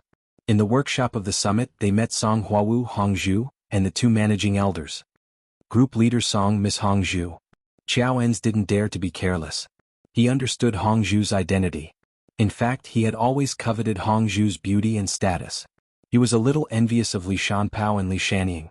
Why could the colorful Li family form a marriage alliance with the Hong Chamber of Commerce? But he couldn't. In the past, in Chao En's opinion, being able to form a marriage alliance with Cheng Menjing was already good enough. But now Cheng Menjing was just a lover in his eyes. He now had a higher goal to pursue. Of course, this was also because the Chao family was different from the Li family. The Chao family was one of the old families of the newly promoted Warrior Guild. It was different from an old family like the colorful Li family. The colorful Li family had been in the upper echelons of the Warrior Guild for several generations, while the Chao family only had Chao En's father. Well, Deacon Xiao, why did you come in person? I've seen the notice. It's not impossible to investigate, but it's impossible to directly disqualify White Fox from the competition and cancel his points, Song Huawu said straightforwardly. Investigate what? Do you think you're the Supernatural Investigation Bureau, using a chicken feather as a token of authority? Why don't I get our Hong family's Hong Ing team to investigate you tomorrow? Arrest you? How about we have a big fight? Hong Zhu looked at Xiao En's disdainfully, not putting him in her eyes at all. In Hong Zhu's eyes he was just a small fry. Xiao En's expression was a little awkward.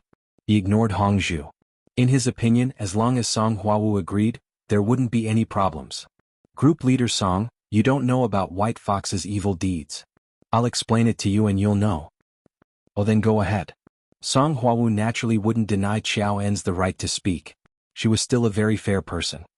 First, the matter of White Fox killing Li Shanying. Xiao En's told Song Huawu about the matter. This matter is in line with the rules of the competition. It's a result that referee Hong Zhu and I unanimously determined. You mean that the result that we determined was wrong and unfair? You want to investigate both of us? Song Huawu asked directly after listening. This. Xiao En's actually knew that this matter couldn't be justified if it was exposed, but he didn't want this matter to change Song Huawu's attitude. Hence he said, of course this is only what I heard. If group leader Song says that there's no problem, then there's definitely no problem. But putting this matter aside, there's another matter. White Fox has already aroused public anger. What else is there? Song Huawu asked. Also, White Fox is bullying the market, forcing people to buy and sell. It's like this. Xiao En's told her about the matter at Temple Street. A telescope costs 10,000 yuan. Is that telescope made of gold? There's such a thing? Song Huawu was stunned. She felt that Xiao Qin was in need of money, but using this kind of method to earn money was really a little overbearing. Is this true? It's true. The people involved are here too. Xiaoma, tell me about it. As he spoke, Xiao En's asked Qin Jinping to invite the two victims at the door in. Yes, it's like this. Xiaoma rambled on, adding oil to the fire. Oh. Song Huawu frowned. Although her relationship with Xiao Chen was not bad, she couldn't bring herself to openly side with him. I know about that telescope. 10,000 yuan for one is not wrong. At this moment Hong Zhu spoke. The price of that telescope is 30 yuan. But because it's to be sold in the Warrior Guild, it has to be authorized by the Hong family. It has to be pasted with the logo of the Hong Consortium's Chamber of Commerce. We charge 5,000 yuan for each logo. Her telescope is priced at 10,000 yuan. It's also registered with the Hong Consortium's Chamber of Commerce. Xiaoma, right? It's normal to spend 10,000 yuan to buy a telescope. What? Do you think it's expensive? Do you think that the Hong Consortium is forcing you to buy and sell? Fine, then I'll inform everyone that the Hong Consortium in the secular world will no longer do business with you. Go buy from other consortiums. And that Golden Bell sect, put them on the blacklist as well. The others? Xiaoma was so scared that he wet his pants. It was one thing for him to be blacklisted, but if the entire Golden Bell sect was blacklisted, his master would hang him up and beat him to death when he returned. Miss Hong, please don't listen to junior brother Ma's nonsense. This is the truth. Senior brother Chu was also scared. He hurriedly told Song Huawu everything that had happened.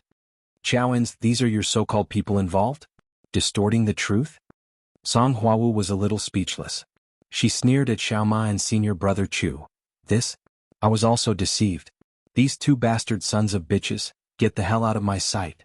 Xiaoens was so angry that he kicked junior brother Ma's butt and kicked him out of the room. Junior brother Ma's injuries hadn't healed in the first place. Now that he was kicked, he cried out in pain. Senior brother Chu also hurriedly ran out to support him. Look, even you want to kick this kind of scum to death, not to mention White Fox who saw injustice and stood up for him. Song Huawu said calmly. So, this is your evidence? That doesn't count. But there's one more thing, and that is that we must investigate White Fox. Xiao En's gritted his teeth and staked everything on this one throw. There's detailed evidence for this. What is it? Song Huawu felt a headache coming on. This Xiao En's really knew how to stir up trouble. The moment he arrived he came up with so many things. Moreover, it was one thing if these things were true, but he was obviously making them up.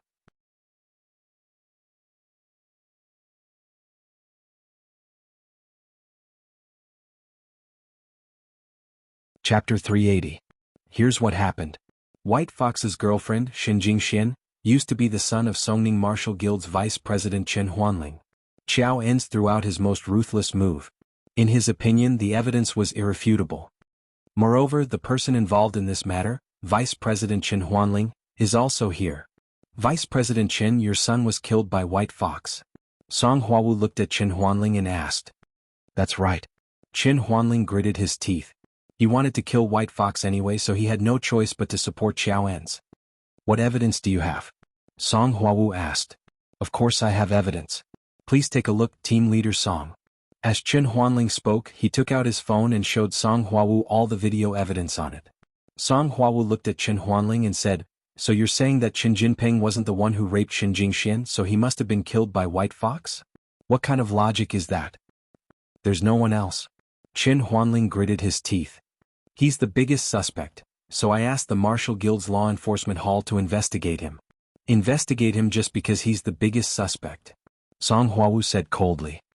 Then I think that since you're framing someone else, you can forget about being a vice president. The Supernatural Investigation Bureau will investigate you. You're too selfish and you're abusing your power. I'll have my men take you away later. You? How dare you? Chen Huanling was furious. Because you're a scoundrel and distorting the facts, Song Huawu said indifferently. Team Leader Song, isn't that against the rules? Xiao En's was about to explode. He was here to investigate White Fox, so how did he end up investigating Chen Huanling? It wasn't that he couldn't tell that Chen Huanling wanted to rely on him. He had also hinted that he would accept Chen Huanling. However, in the blink of an eye, Chen Huanling had become a prisoner and was about to be investigated. How could this be?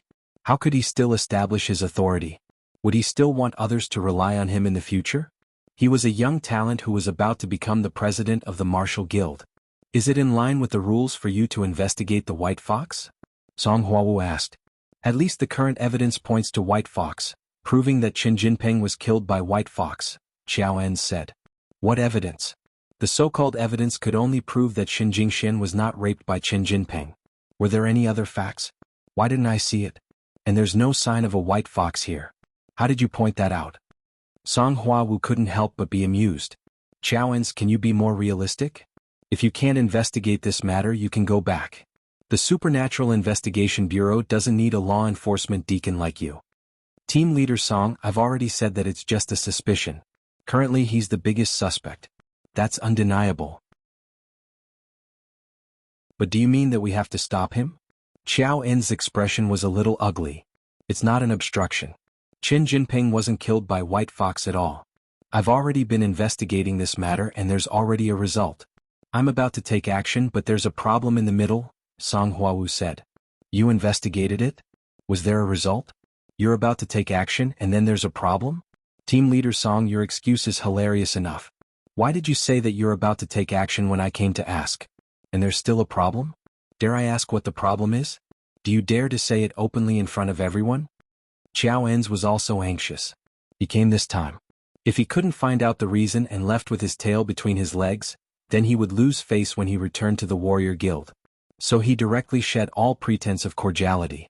Anyway, the Law Enforcement Hall was managed by the Supernatural Investigation Bureau, but the other departments of the Warrior Guild didn't have any direct relationship. At worst, he could just go back and transfer to another department. She wouldn't be able to target him then. But now he absolutely couldn't back down. Otherwise, how would Chen Huanling, who had just defected, look at him? How would the other competitors of the president of the Warrior Guild look at him? So even if he had to argue with Song Huawu, he had to get to the bottom of this matter. Of course, it's not a big deal, Song Huawu said. Otherwise, you'll think that I'm just brushing you off. Well, if that's the case, then show me the evidence. Let me see what it is, Xiao En said. Song Huawu took out her mobile phone, dialed a number and said to the other side. Bring me all the investigation information on Qin Jinping's death. Not long after, two of Song Huawu's subordinates, who were also members of Team C, came to the office. They were holding a laptop in their hands. In front of everyone, the laptop was turned on, and a surveillance video was played on it.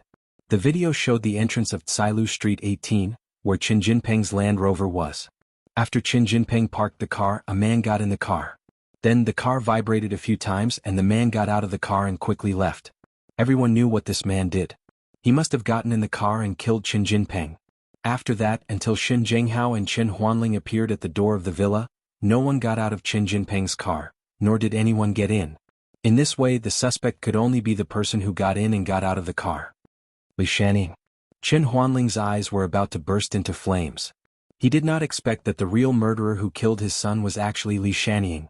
But why? Why did Li Shaning kill Qin Jinping? What was the reason? Li Shanning killed Qin Jinping? Xiao En's face immediately changed. He never thought that he would find out that Li Shanning was a murderer when he came to investigate the cause of Li Shanning's death. To say that White Fox killed Li Shanning was actually in line with the rules. At the summit, life and death were not counted. If you died, it could only be said that you were not skilled enough. However, killing people in the secular world was against the rules of martial arts. Why did you assassinate Qin Jinping for no reason? Yes, so you should have seen it. Originally, after I investigated, I planned to control Li Shanning. However, because of the summit, we suspended the action and planned to do it after the summit. Who would have thought that Li Shanning would die at the summit? This is what I call an accident. Song Huawu said, now you understand why I said that it had nothing to do with White Fox, right? This. Xiao En's was really speechless. He looked at Chen Huanling with some resentment. F***ck your mother. White Fox helped you to avenge Li Shanying's death, so he's your family's benefactor. Yet you jumped out and spouted nonsense. In the end, I was bewitched by you and thought that White Fox was the one who killed Qin Jinping. I even helped you to avenge him, but in the end, I got slapped in the face. And it was a slap. He thought that the final trump card was the cause of Qin Jinping's death. Who would have thought that it would become a joke? Deacon Xiao, do you have anything else to say? Song Huawu asked. No.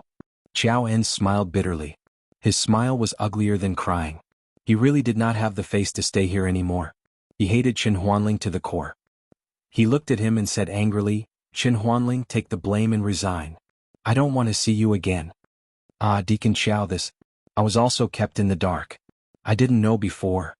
Chen Huanling was a little confused. It's fine if you don't resign, but you can solve this matter for me. Xiao En snorted and got up to leave. Now, he could not continue investigating White Fox no matter what unless someone stronger pushed for it or he obtained more absolute evidence. However, for now he had neither, so he could only leave with his tail between his legs. Chen Huanling was a little sluggish. He looked at Chu Jingbian and said carefully, President Chu, let's go back first. Chu Jingbian also expected better from Chen Huanling.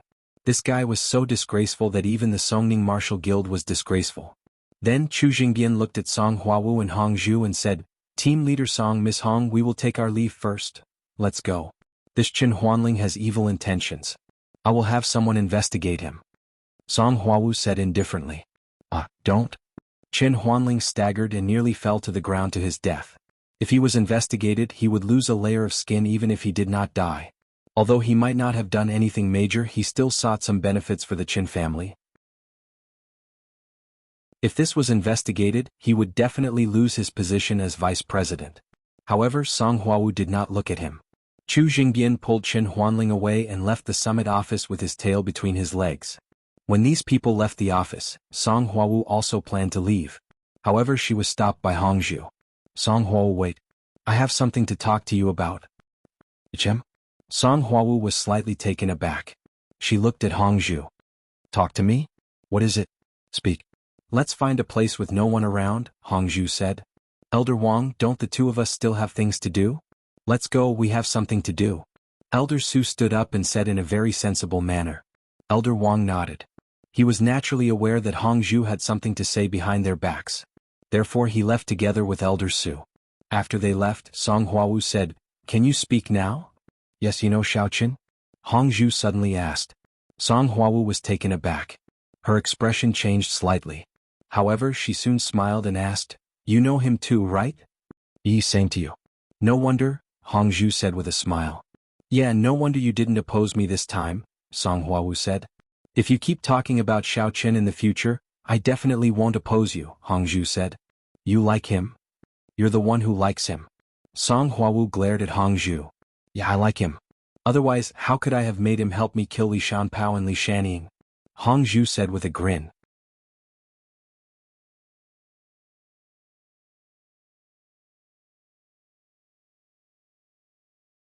Chapter 381. Shameless. Song Huawu snorted. Demonic witch. Arrogant. Did you ask him to kill him? He did it for his girlfriend, didn't he? I did it too. Hong Zhu looked at Song Huawu with a smile. What, are you jealous? Who's jealous of you?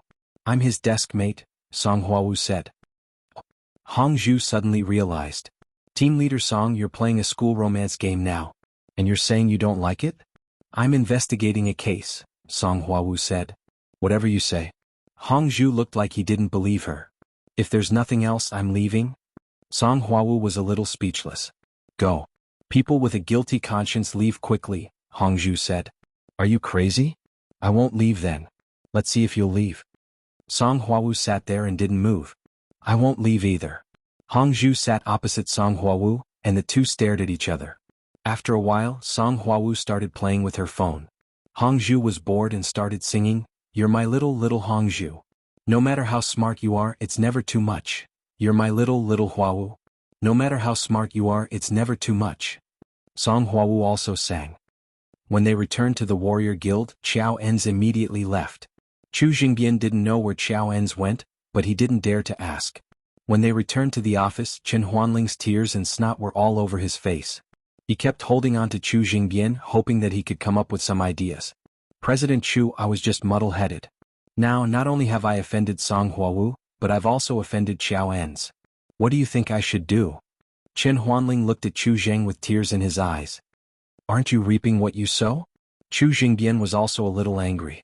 Why did you get involved? Now you're in trouble, aren't you? She didn't care about you at all, and now she wants you to resign. Aren't you asking for trouble?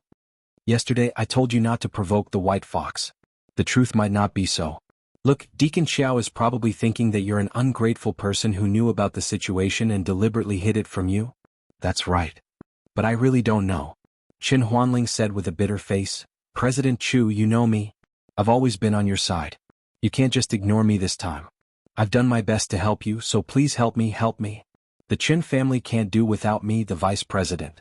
Otherwise the Chen family will be finished. Sigh. Chu Jingbian felt pity for Chen Huanling when he saw him like this. Chen Huanling was right. Although what he did wasn't very proper, Chen Huanling had always been very obedient. Among the vice presidents of the warrior guild, he was the closest to Chu Jingbian.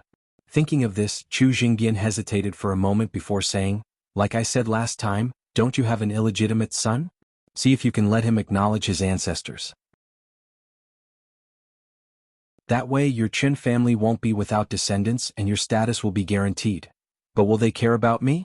Chen Huanling's expression was a little painful. If I'm heartlessly rejected, where do you think I'll put my old face?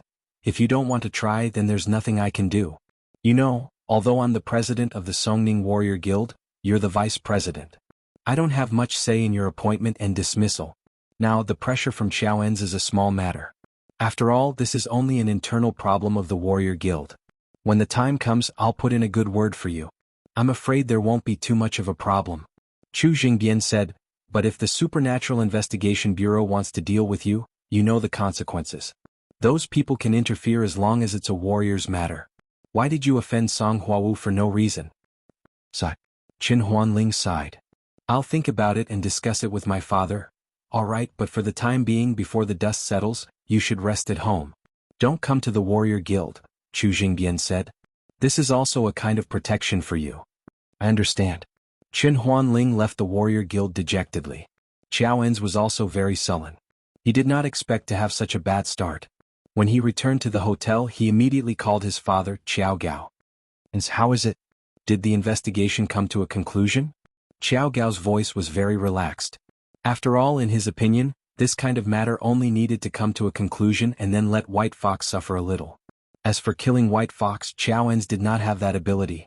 What the Warrior Guild wanted was a result that could make the Colorfully family stop.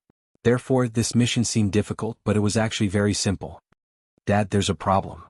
Qiao En said. He explained the situation and then took the initiative to apologize. I was reckless. Oh. Qiao Gao frowned. He did not expect Hong Zhu and Song Huawu to obstruct him. It seemed that things were not going to be easy to handle. After thinking for a while, he said, Actually, this matter is not your fault. There are too many problems. I did not expect that Li Shanying to be the murderer of Chen Jinping. This is a vicious cycle. How about this? Don't be in a hurry to close the case. Write a detailed report and submit it. The Colorful Li family has seen what Li Shanying did, so they will not force you to close the case as soon as possible. After all, they are also in the wrong. You can stay in Songning City for a while. If there is a chance, continue the investigation. If there is no chance, I guess it will be left unsettled. But if it is left unsettled, will it affect my reputation? When the time comes, people will think that I am incompetent and can't investigate anything. Xiao Enz was a little worried. Didn't you say to wait for the opportunity? Xiao Gao said, but don't expect the warrior guild to send experts to suppress that white fox. After all, he is from the demonic star sect, not a rogue cultivator. You are going against the demonic star sect and the demonic sect. The best way is to wait for the summit to end, then think of a way to see if there are other breakthroughs. I understand. In this period of time I will visit the Qing family first? Xiao Enz thought for a while and asked. Yes, but between you and Qing Minjing it's okay to play, but forget about it. I've already arranged a marriage for you, Xiao Gao said. Oh, who is it? Xiao Enz was stunned. You will know in the future. Right now it is still in the midst of negotiations, so it is better for you not to know. Just focus on your work. When Xiao Gao said this, he couldn't help but feel a little proud. The higher-ups might let me take over the position of the Warrior Guild's executive vice president. If I really succeed, then our Qiao family will surpass the Colorful Li family. So, after this period of delay, if I successfully take over, not only will there be no problem with your marriage, but the Colorful Li family will also not make things difficult for you. They will lay low and bear with Li Shangying's matter. Really? There is news already? Xiao Enz was instantly overjoyed. As long as his father could take the position of the Warrior Guild's executive vice president, then as long as he stabilized this position in the future, his strength would rise steadily. At that time he could definitely fight for the position of vice president or president. Because at that time, his father should be able to be promoted to the position of elder and enter the elder council. That would be the ultimate peak of power in the Warrior Guild. Currently, the reason why the Colorful Li family was so powerful was because they had an elder who was still in the elder council.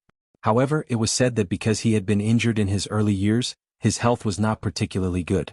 In other words, he would be passing away in a few years, so the Colorful Li family would not make things too difficult for the Qiao family. Yes, so Enz, you don't have to worry too much. Just do your own things, Xiao Gao said. Alright, I understand. Xiao Enz happily hung up the phone. In his heart, he was thinking about how to use this matter to persuade old Master Cheng to let Qing Minjing become his concubine. Of course, this concubine was a legitimate concubine. In the world of martial artists, ancient martial arts customs were maintained. So, it was very normal to marry a wife and take a concubine. After returning home, Xiaoqun did not directly go to the Zheng family's martial arts dojo. Instead, he rested in his room. However, while resting he received a call from Hongzhu. Hongzhu. Xiaoqun picked up the phone. Xiaoqun, I have something to tell you. Hongzhu said, just now, someone from the law enforcement hall came to the headquarters of the Warrior Guild. His name is Xiao Enz. He is investigating you. What? Xiao Enz investigated me? Is he retarded?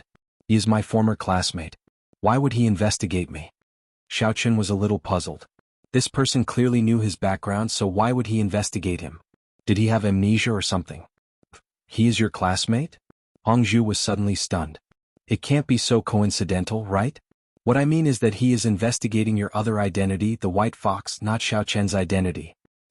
Oh, if that's the case, then why is he investigating the White Fox? Xiaoqun finally understood. It turned out that he was investigating the White Fox, not him. There are 3 reasons, but the main reason is that you killed Li Shangying. Hongzhu explained the 3 reasons to Xiaoqun, including the fact that Qin Jinping was killed by Li Shangying.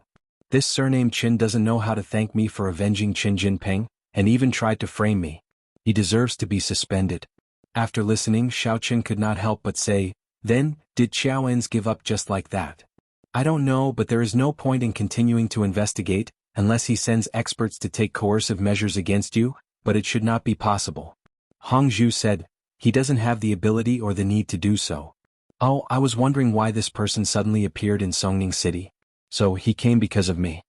Xiaoqun nodded, a bit of precaution in his heart. Alright, that's all I'm telling you. Song Huawu may call you again in a while. Let me tell you, you should be careful of her. Her background is a bit complicated, so don't get too close to her. Otherwise you won't even know how you died. Hongzhu reminded.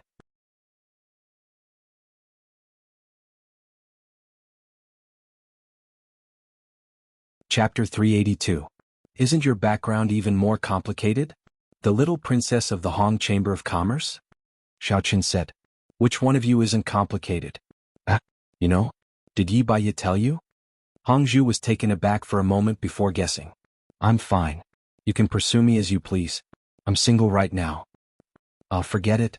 I already have a girlfriend, Xiaoqin said. But my fiancé was killed by you.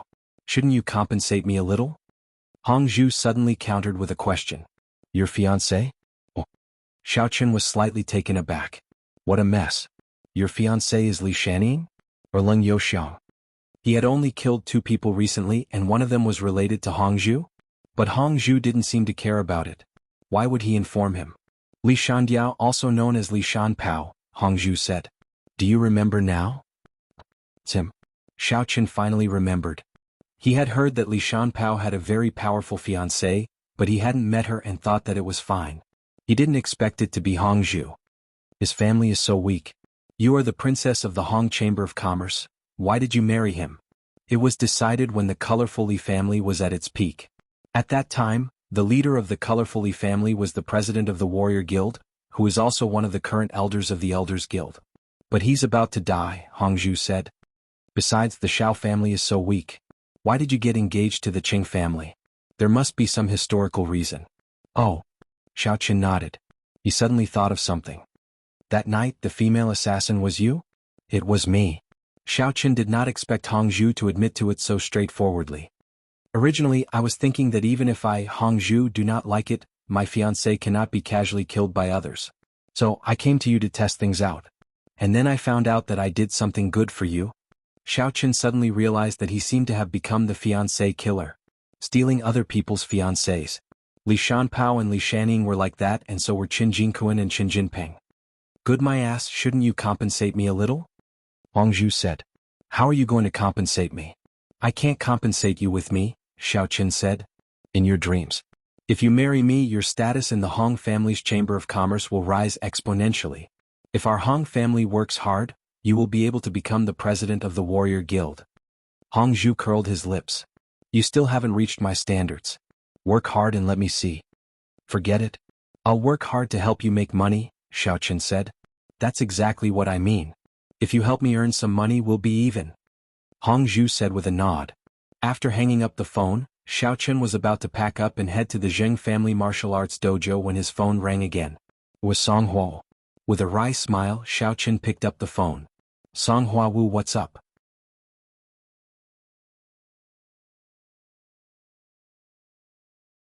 You're not going to tell me about Hong Zhu, are you? How did you know? Song Hua Wu was slightly taken aback but immediately understood. By the way, your phone has been busy just now. It can't be that she called you, right? Let me tell you, you have to be careful when dealing with her. She's a demoness who eats people without spitting out the bones. Don't rush up to her just because she's pretty. She's scarier than Yi Xiaoya. Xiaoqin didn't know what to say. Why was it that in Song Hua Wu's eyes, Hong Zhu seemed to be a demoness who ate people without spitting out the bones? Previously, Yi Xiaoya had also described Hong Zhu in the same way. However, Yi Xiaoya didn't seem to be scary at all. Oh, what? I'm saying something nice to you. Listen. Song Hua Wu said. Do you know Hong Zhu's real identity? Her background is very complicated. She's the granddaughter of the Hong family's Chamber of Commerce, and her position in the Devil Sect isn't low either. She's a popular candidate for the next Devil Sect Saintess. Don't provoke her or you won't even know how you died. Oh, Xiaoqin replied. What's wrong with you? Did you listen to me? Song Hua Wu asked. I listened, Xiaoqin said. Then what did you say? Song Hua Wu was a little depressed. Hong Zhu said that your background is more complicated and told me to stay away from you.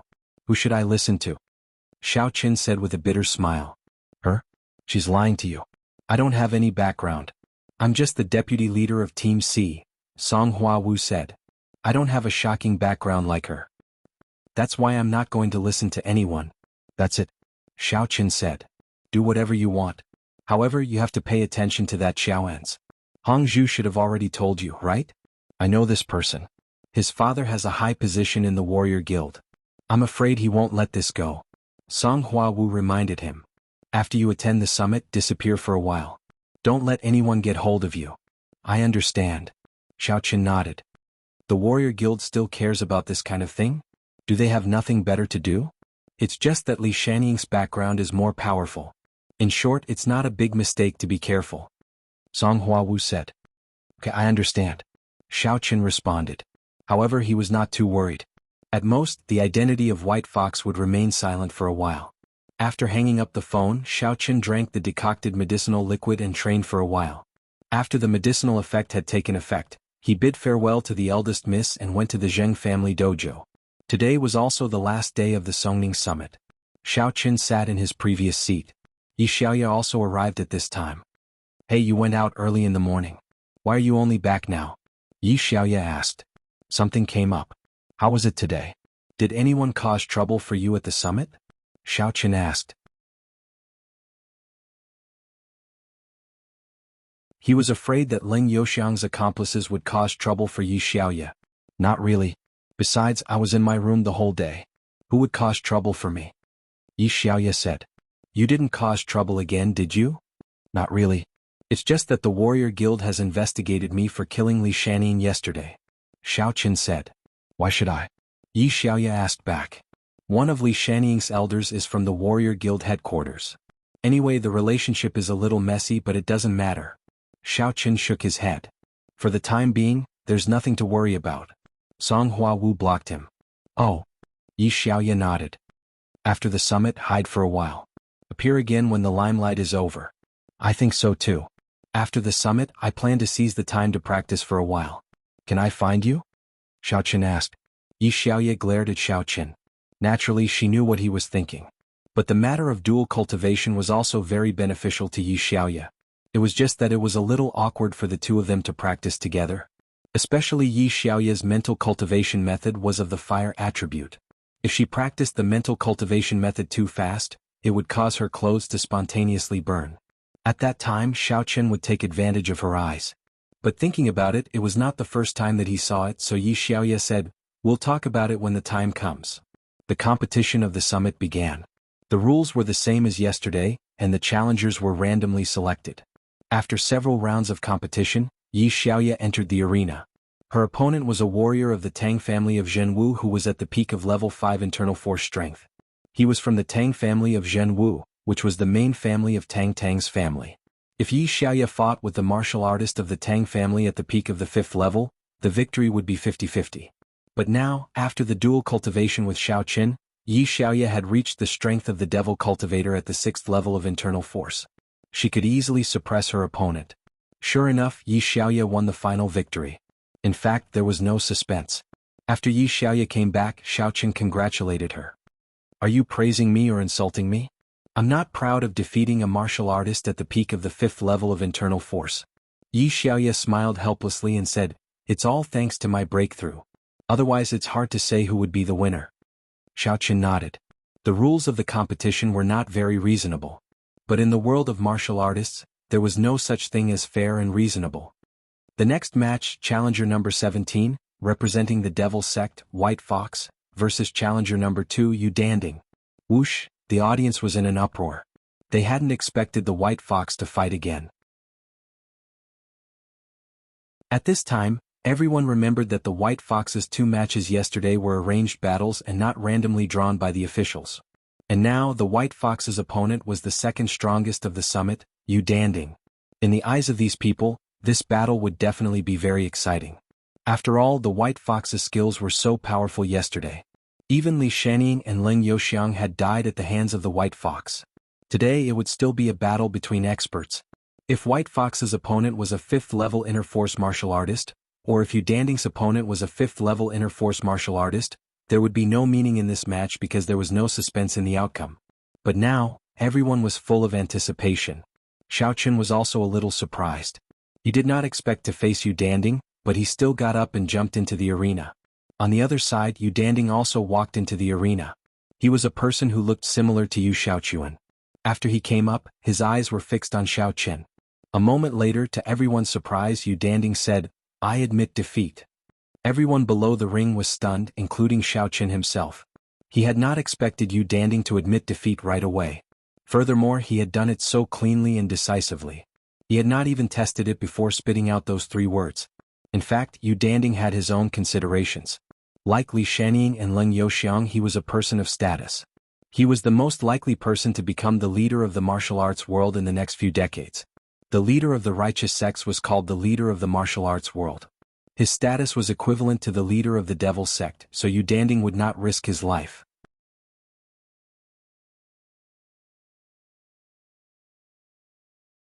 Chapter 383. In the current Jianghu of the secular world, there were 4 publicly recognized top organizations, all of which were targets that all martial artists strive to reach.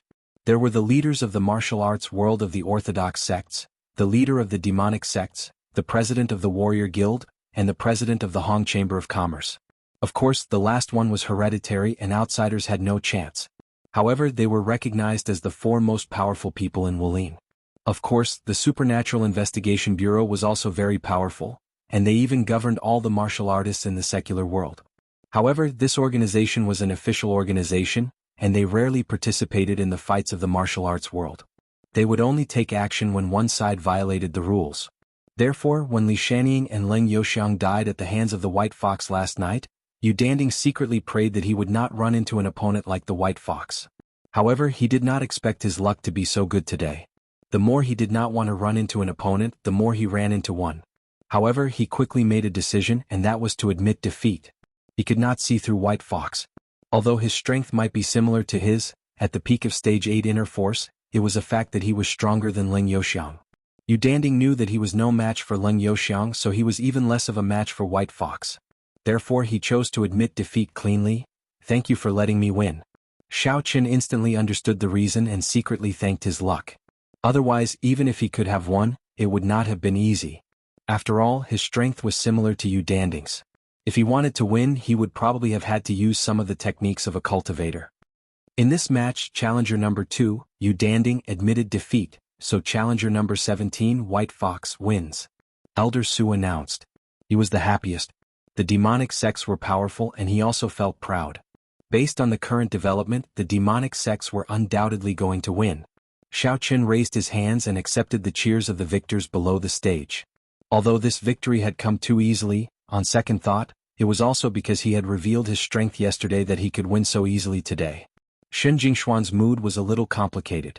Looking at Xiaoqin on the stage, she knew that Xiaoqin had gradually reached the peak of his life. At least in Songning City he rarely had opponents. He was no longer the useless Xiaoqin of the past. At that time he didn't cherish him and didn't like him. Now that he was so dazzling, there must be countless people who liked him. Faintly sighing, Cheng Menjing was a bit confused. "Jingxian, why are you unhappy? The White Fox won and it was so easy. You should be happy." "What does my happiness have to do with me?" Shen Jingxian said faintly. She didn't know why, but it seemed that the estrangement between her and Xiaoqin was getting worse. "Since you have chosen him, don't think too much. I think at least he is much better than Chen Jingquan and Chen Jinping, right?" Cheng Menjing smiled and explained, "Besides, which man is not a playboy? Isn't Xiaoqin the same? He used to pursue you and Kerlin in front of me. What could I do? Didn't I still have to accept it? Now he is very close to Tang Tang and sometimes he is even with Yi Xiaoya. What can I do? Apart from accepting it, I have to accept it, right?" "That's true." Shen Jingxian was annoyed with Xiaoqin. Wasn't the example that Cheng Menjing used to refer to the White Fox himself? However, Shen Jingshuan's mood was a lot better. At least, the first person that Xiaoqin liked might be her. By the way, why is the White Fox wearing different clothes than he did at noon? Wasn't he wearing a white coat before? Cheng Menjing was a little puzzled. Who knows? It's hot so he took it off. Shen Jingxian naturally knew that the white coat was bought by Xiaoqin at noon to prevent others from seeing what he was really wearing, so he put it on at the last minute. He must have taken it off and thrown it away afterward. It would be strange if he still had it now. Oh. Cheng Menjing nodded. Handsome, so handsome. Yu Xiaochuan was cheering for the White Fox. Are you crazy? Yu Danding is your cousin and you are cheering for the White Fox? Tang Tang was a little puzzled by Yu Xiaochuan's behavior. In her opinion, Yu Xiaochuan seemed to have a little problem with his brain. Perhaps he was stimulated so he always did things that were different from ordinary people. Zhu Yingxiong was also a little puzzled. Why did Yu Xiaochuan admire Xiaoqin so much? But this was good. He heard that his boss liked Tang Tang. If Yu Xiaochuan worshipped the White Fox, it would be a good thing for him to give his woman to the White Fox. So Zhu Yingxiong said, Big brother is right. The White Fox is really handsome. Big brother, you have to keep an eye on sister-in-law. Don't let her fall in love with the White Fox and abandon you. Haha, if that's the case, I have no regrets. Yu Xiaochuan laughed. Tang Tang frowned. What did you Xiaochuan mean? He had been trying to get information from her in the past 2 days. It seemed that he wanted her to have a relationship with the white fox. Why was he so disgusting? Could it be that in order to please the white fox he had sacrificed himself? Tang Tang couldn't imagine it. She didn't think that Yu Xiaochuan was such a pervert before, but now the more she looked at him, the more she thought it was possible. On the other side, Lu Jinming was also a little excited. He said to Jing Xiaoquan, "The white fox is so awesome that his opponent directly admitted defeat? Although it's pretty awesome, it also reduces the number of fights. By the way, what's the strength of that Yu Danding? Why is he so weak that he directly admitted defeat? The peak of stage 8 inner force." Jing Xiaoquan rolled his eyes. This was strength that he didn't even dare to think about before, but now he could only admit defeat. What? The peak of stage 8 inner force? Lu Jinming was a little dumbfounded. Then why did he admit defeat? Yesterday the white fox killed a demonic cultivator at the peak of stage 8 inner force. What do you think? Jing Xiaoquan rolled his eyes and said, "I know what you're thinking, but you'd better save it for a nobody like you. The white fox may not be in the mood to deal with you." I have to try. Lu Jinming hesitated for a moment. This was an opportunity for the Lu family, and he naturally wouldn't give it up easily. "Do you think the white fox will drive me away if I go there now?" "I don't know. If you want to try, then go ahead." Jing Xiaoquan said that, but whether the white fox would hate Lu Jinming or not, that had little to do with him. Xin Jinghao was still sitting with LV Fangjin today, but on the other side of LV Fangjin sat the president of the Songning Warrior Guild, Chu Jingbian. LV Fangjin already knew about what happened yesterday and today, and Xin Jinghao also knew about it. Xin Jinghao's feelings were a little complicated. He did not expect that the white fox would provoke the warrior guild even though she had made a name for herself. This was something that Xin Jinghao did not want to see. He was a little hesitant now. He did not know if Qiao En's would continue to take coercive measures after he returned. After all, if he took extreme measures, he was also afraid that the Xin family would be implicated. Qin Huanling, that bastard, added oil to the fire and embroiled the Xin family in it. How could this guy be so shameless? However, he was also unwilling to draw a line between Xin Jingshan and the white fox. Risk and reward coexisted, and he could see that the white fox had potential. Old LV President Chu, will the white fox be in danger? If the matter is really settled by the warrior guild, will they take coercive measures against him, such as capturing him back? Xin Jinghao asked worriedly. That won't happen. As long as he doesn't violate some specific rules, such as attacking ordinary people in the secular world for no reason, using force to commit crimes and so on, the warrior guild won't interfere with other matters.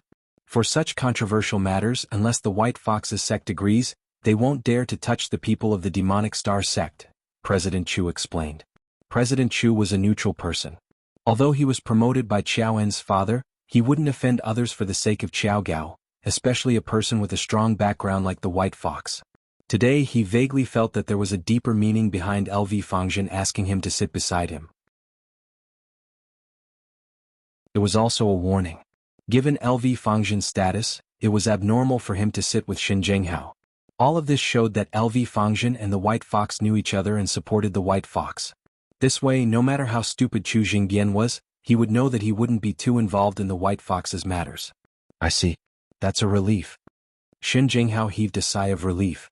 In his opinion, the demonic star sect would never give up on an outstanding disciple like the White Fox because of such a small matter, unless there was something wrong with the demonic star sect.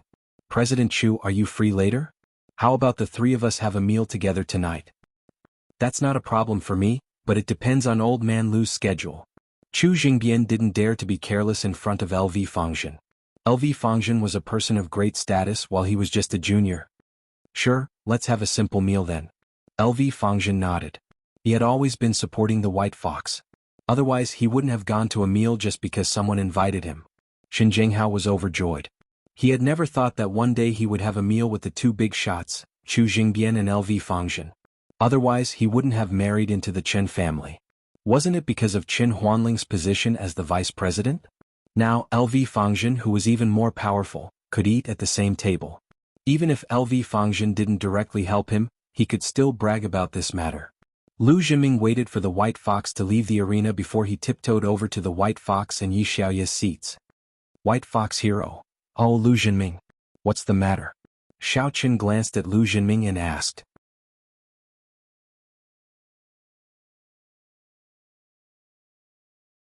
Chapter 384. White Fox Hero, do you know me? You even know my name? Lu Jinming was surprised and suddenly he was happy. What's going on? White Fox Hero actually knows me. Oh, I heard Jingxian talk about you. Xiao Qin said faintly, do you have something to say? Yes. Lu Jinming said quickly, that I don't know if White Fox Hero is accepting a younger brother. What do you think of me? Xiao Qin didn't expect Lu Jinming to be so shameless and straightforward. Was there a need to say it directly if he wanted to be someone's younger brother? Ugh, haha, I'm a straightforward person. White Fox Hero, please don't misunderstand.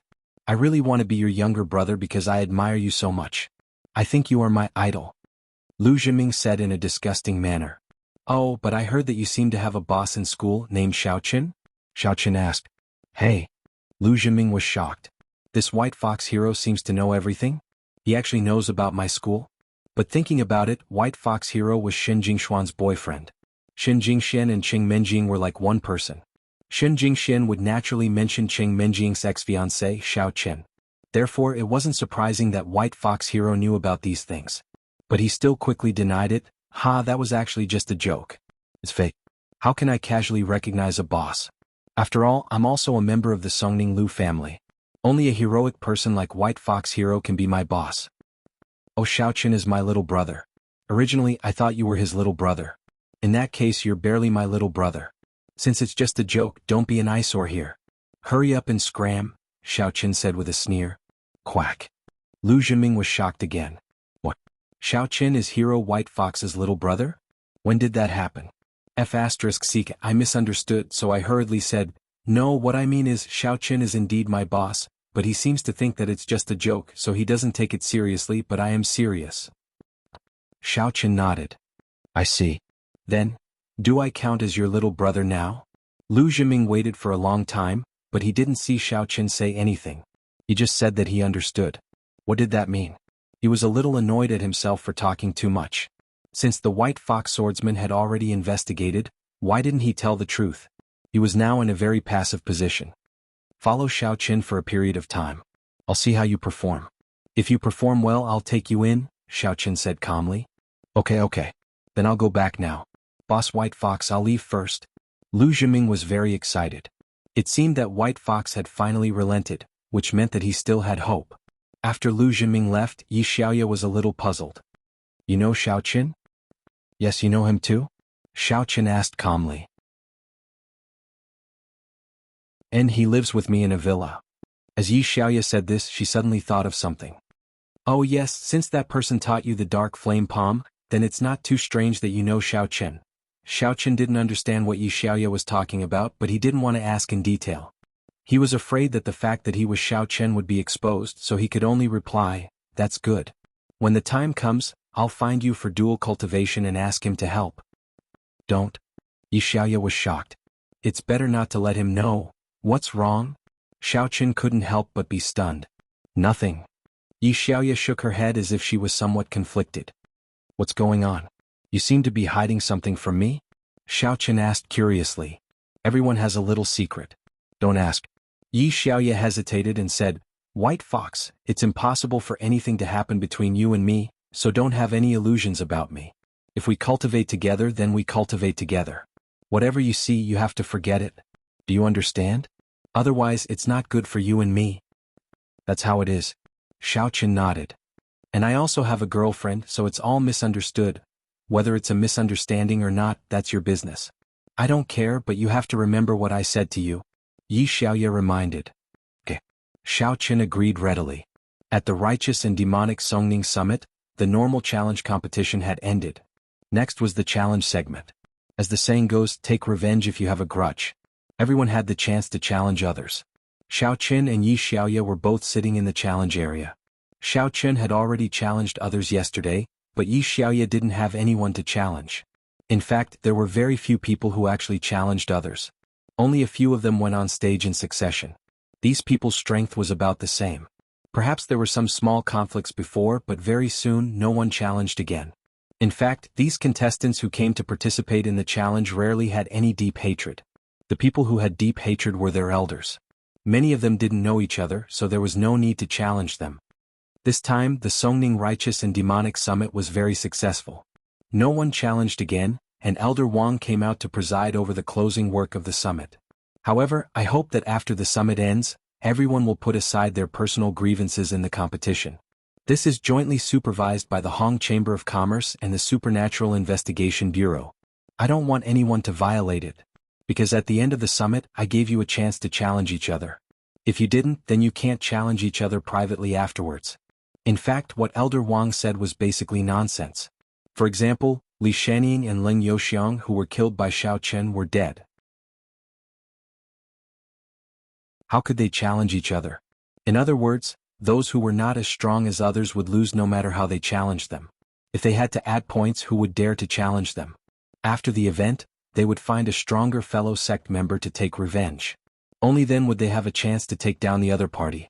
It was impossible to take revenge directly at the summit. Perhaps some people think that you are not strong enough and want to find someone to take revenge. That's fine too. We'll settle it at the next summit. Elder Wang is right. I don't want anyone to break the rules after the summit ends. Elder Su also said, "Okay, now let's invite the two judges to announce the score of the competition." Song Huawu slowly said, "The righteous sects have a total score of 450 points in this competition. The Devil Sect Alliance has a total score of 510 points in this competition."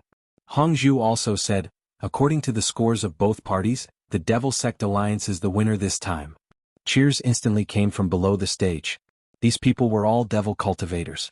Since the beginning of the Righteous Devil Summit, the Devil Sect Alliance had always been at a disadvantage and rarely won. No one expected them to achieve a complete victory today. How could they not cheer? In fact, those who paid attention could also see that in this competition, White Fox alone had obtained the most individual points. A whopping 40 points. Li Shanying, Yu Danding, Junior Brother Ma, Senior Brother Chu. These 40 points were the 40 points that turned the tables. If the Devil Sect Alliance did not have these 40 points, and the Righteous Sects had these 40 points, the outcome would be different. At that time, the Righteous Sects would have 490 points, while the Devil Sect Alliance would have 470 points. In this case, the Devil Sect would definitely lose. However, Xiao Chen did not mind. He told Yi Xiaoye that he would look for her when he had time and left the venue. He had to leave quickly. It was not appropriate for him to appear in the public eye for the time being. However, before he could go far, his phone rang. Xiao Chen thought it was the young miss, but it turned out to be Hong Zhu. "Hong Zhu? You're looking for me?" Xiao Chen picked up the phone and was a little puzzled as to why Hong Zhu was calling him again. "I have something to do. Can you come to the pharmacy and help me look after it for a while?" Hong Zhu's voice was very urgent, as if something had happened. "Me? Help you look after the pharmacy?" Xiao Chen was stunned. He was a little puzzled. "Can't you just close it? Won't the pharmacy be closed when you come to attend the summit? A few days is a few days. Don't I have something to do? If I close the shop again, Hong Yin will definitely scold me to death when she comes back. My pharmacy is about to close down. I have to reopen it tonight. Besides, I've already put up a notice," Hong Zhu said. "Damn, then what am I going to do? Help you sell medicine?" Xiao Chen asked. "Yes, anyway there are prices on it. Just sell it according to the price," Hong Zhu said. "All right." Xiao Chen thought for a moment. Hong Zhu had helped him a lot, so now that Hong Zhu asked him for help, he really couldn't refuse, so he agreed. "Then I'll go to your pharmacy now? And go quickly. I'm also rushing over there," Hong Zhu said. "All right, see you later." After Xiao Chen finished speaking, he hung up the phone. Hong Zhu hung up the phone and sensed the aura. There should be no mistake. This person was the candidate his master was looking for. Hong Zhu had come to the secular world, to Songning City, not only to help Hong Yen look after the store, but also to shoulder an important task, and that was to find an outstanding candidate for the sect. The Heavenly Fox sect that Hong Zhu belonged to specialized in bewitching techniques. However, whether it was Hong Zhu or anyone else, none of them were particularly suited for bewitching techniques. Although bewitching techniques could be cultivated by any woman, if one wanted to cultivate it to perfection and reach a higher realm, one must have a suitable physique. Innate charm was a very rare physique. This kind of charm was a kind of inner charm. It was different from those external charms that were flaunted. It was innate and not an effect that was produced through training and cultivation. Hong Zhu's aptitude could only be considered average. Moreover, she did not want to have any great development in this field. She only wanted to learn some skills. Her first task was to manage the Hong Ying group of the Hong Chamber of Commerce. This was her goal and also what she liked to do. You're tuning in to the Han Lee's Wuxia Chronicles YouTube channel. We're so grateful for your support, and don't forget to subscribe to join us on this incredible journey through captivating stories. Your generosity through donations truly makes a world of difference, as it's the primary source of revenue that allows me to expand and enhance this channel for you. Thank you from the bottom of my heart for being a part of this adventure.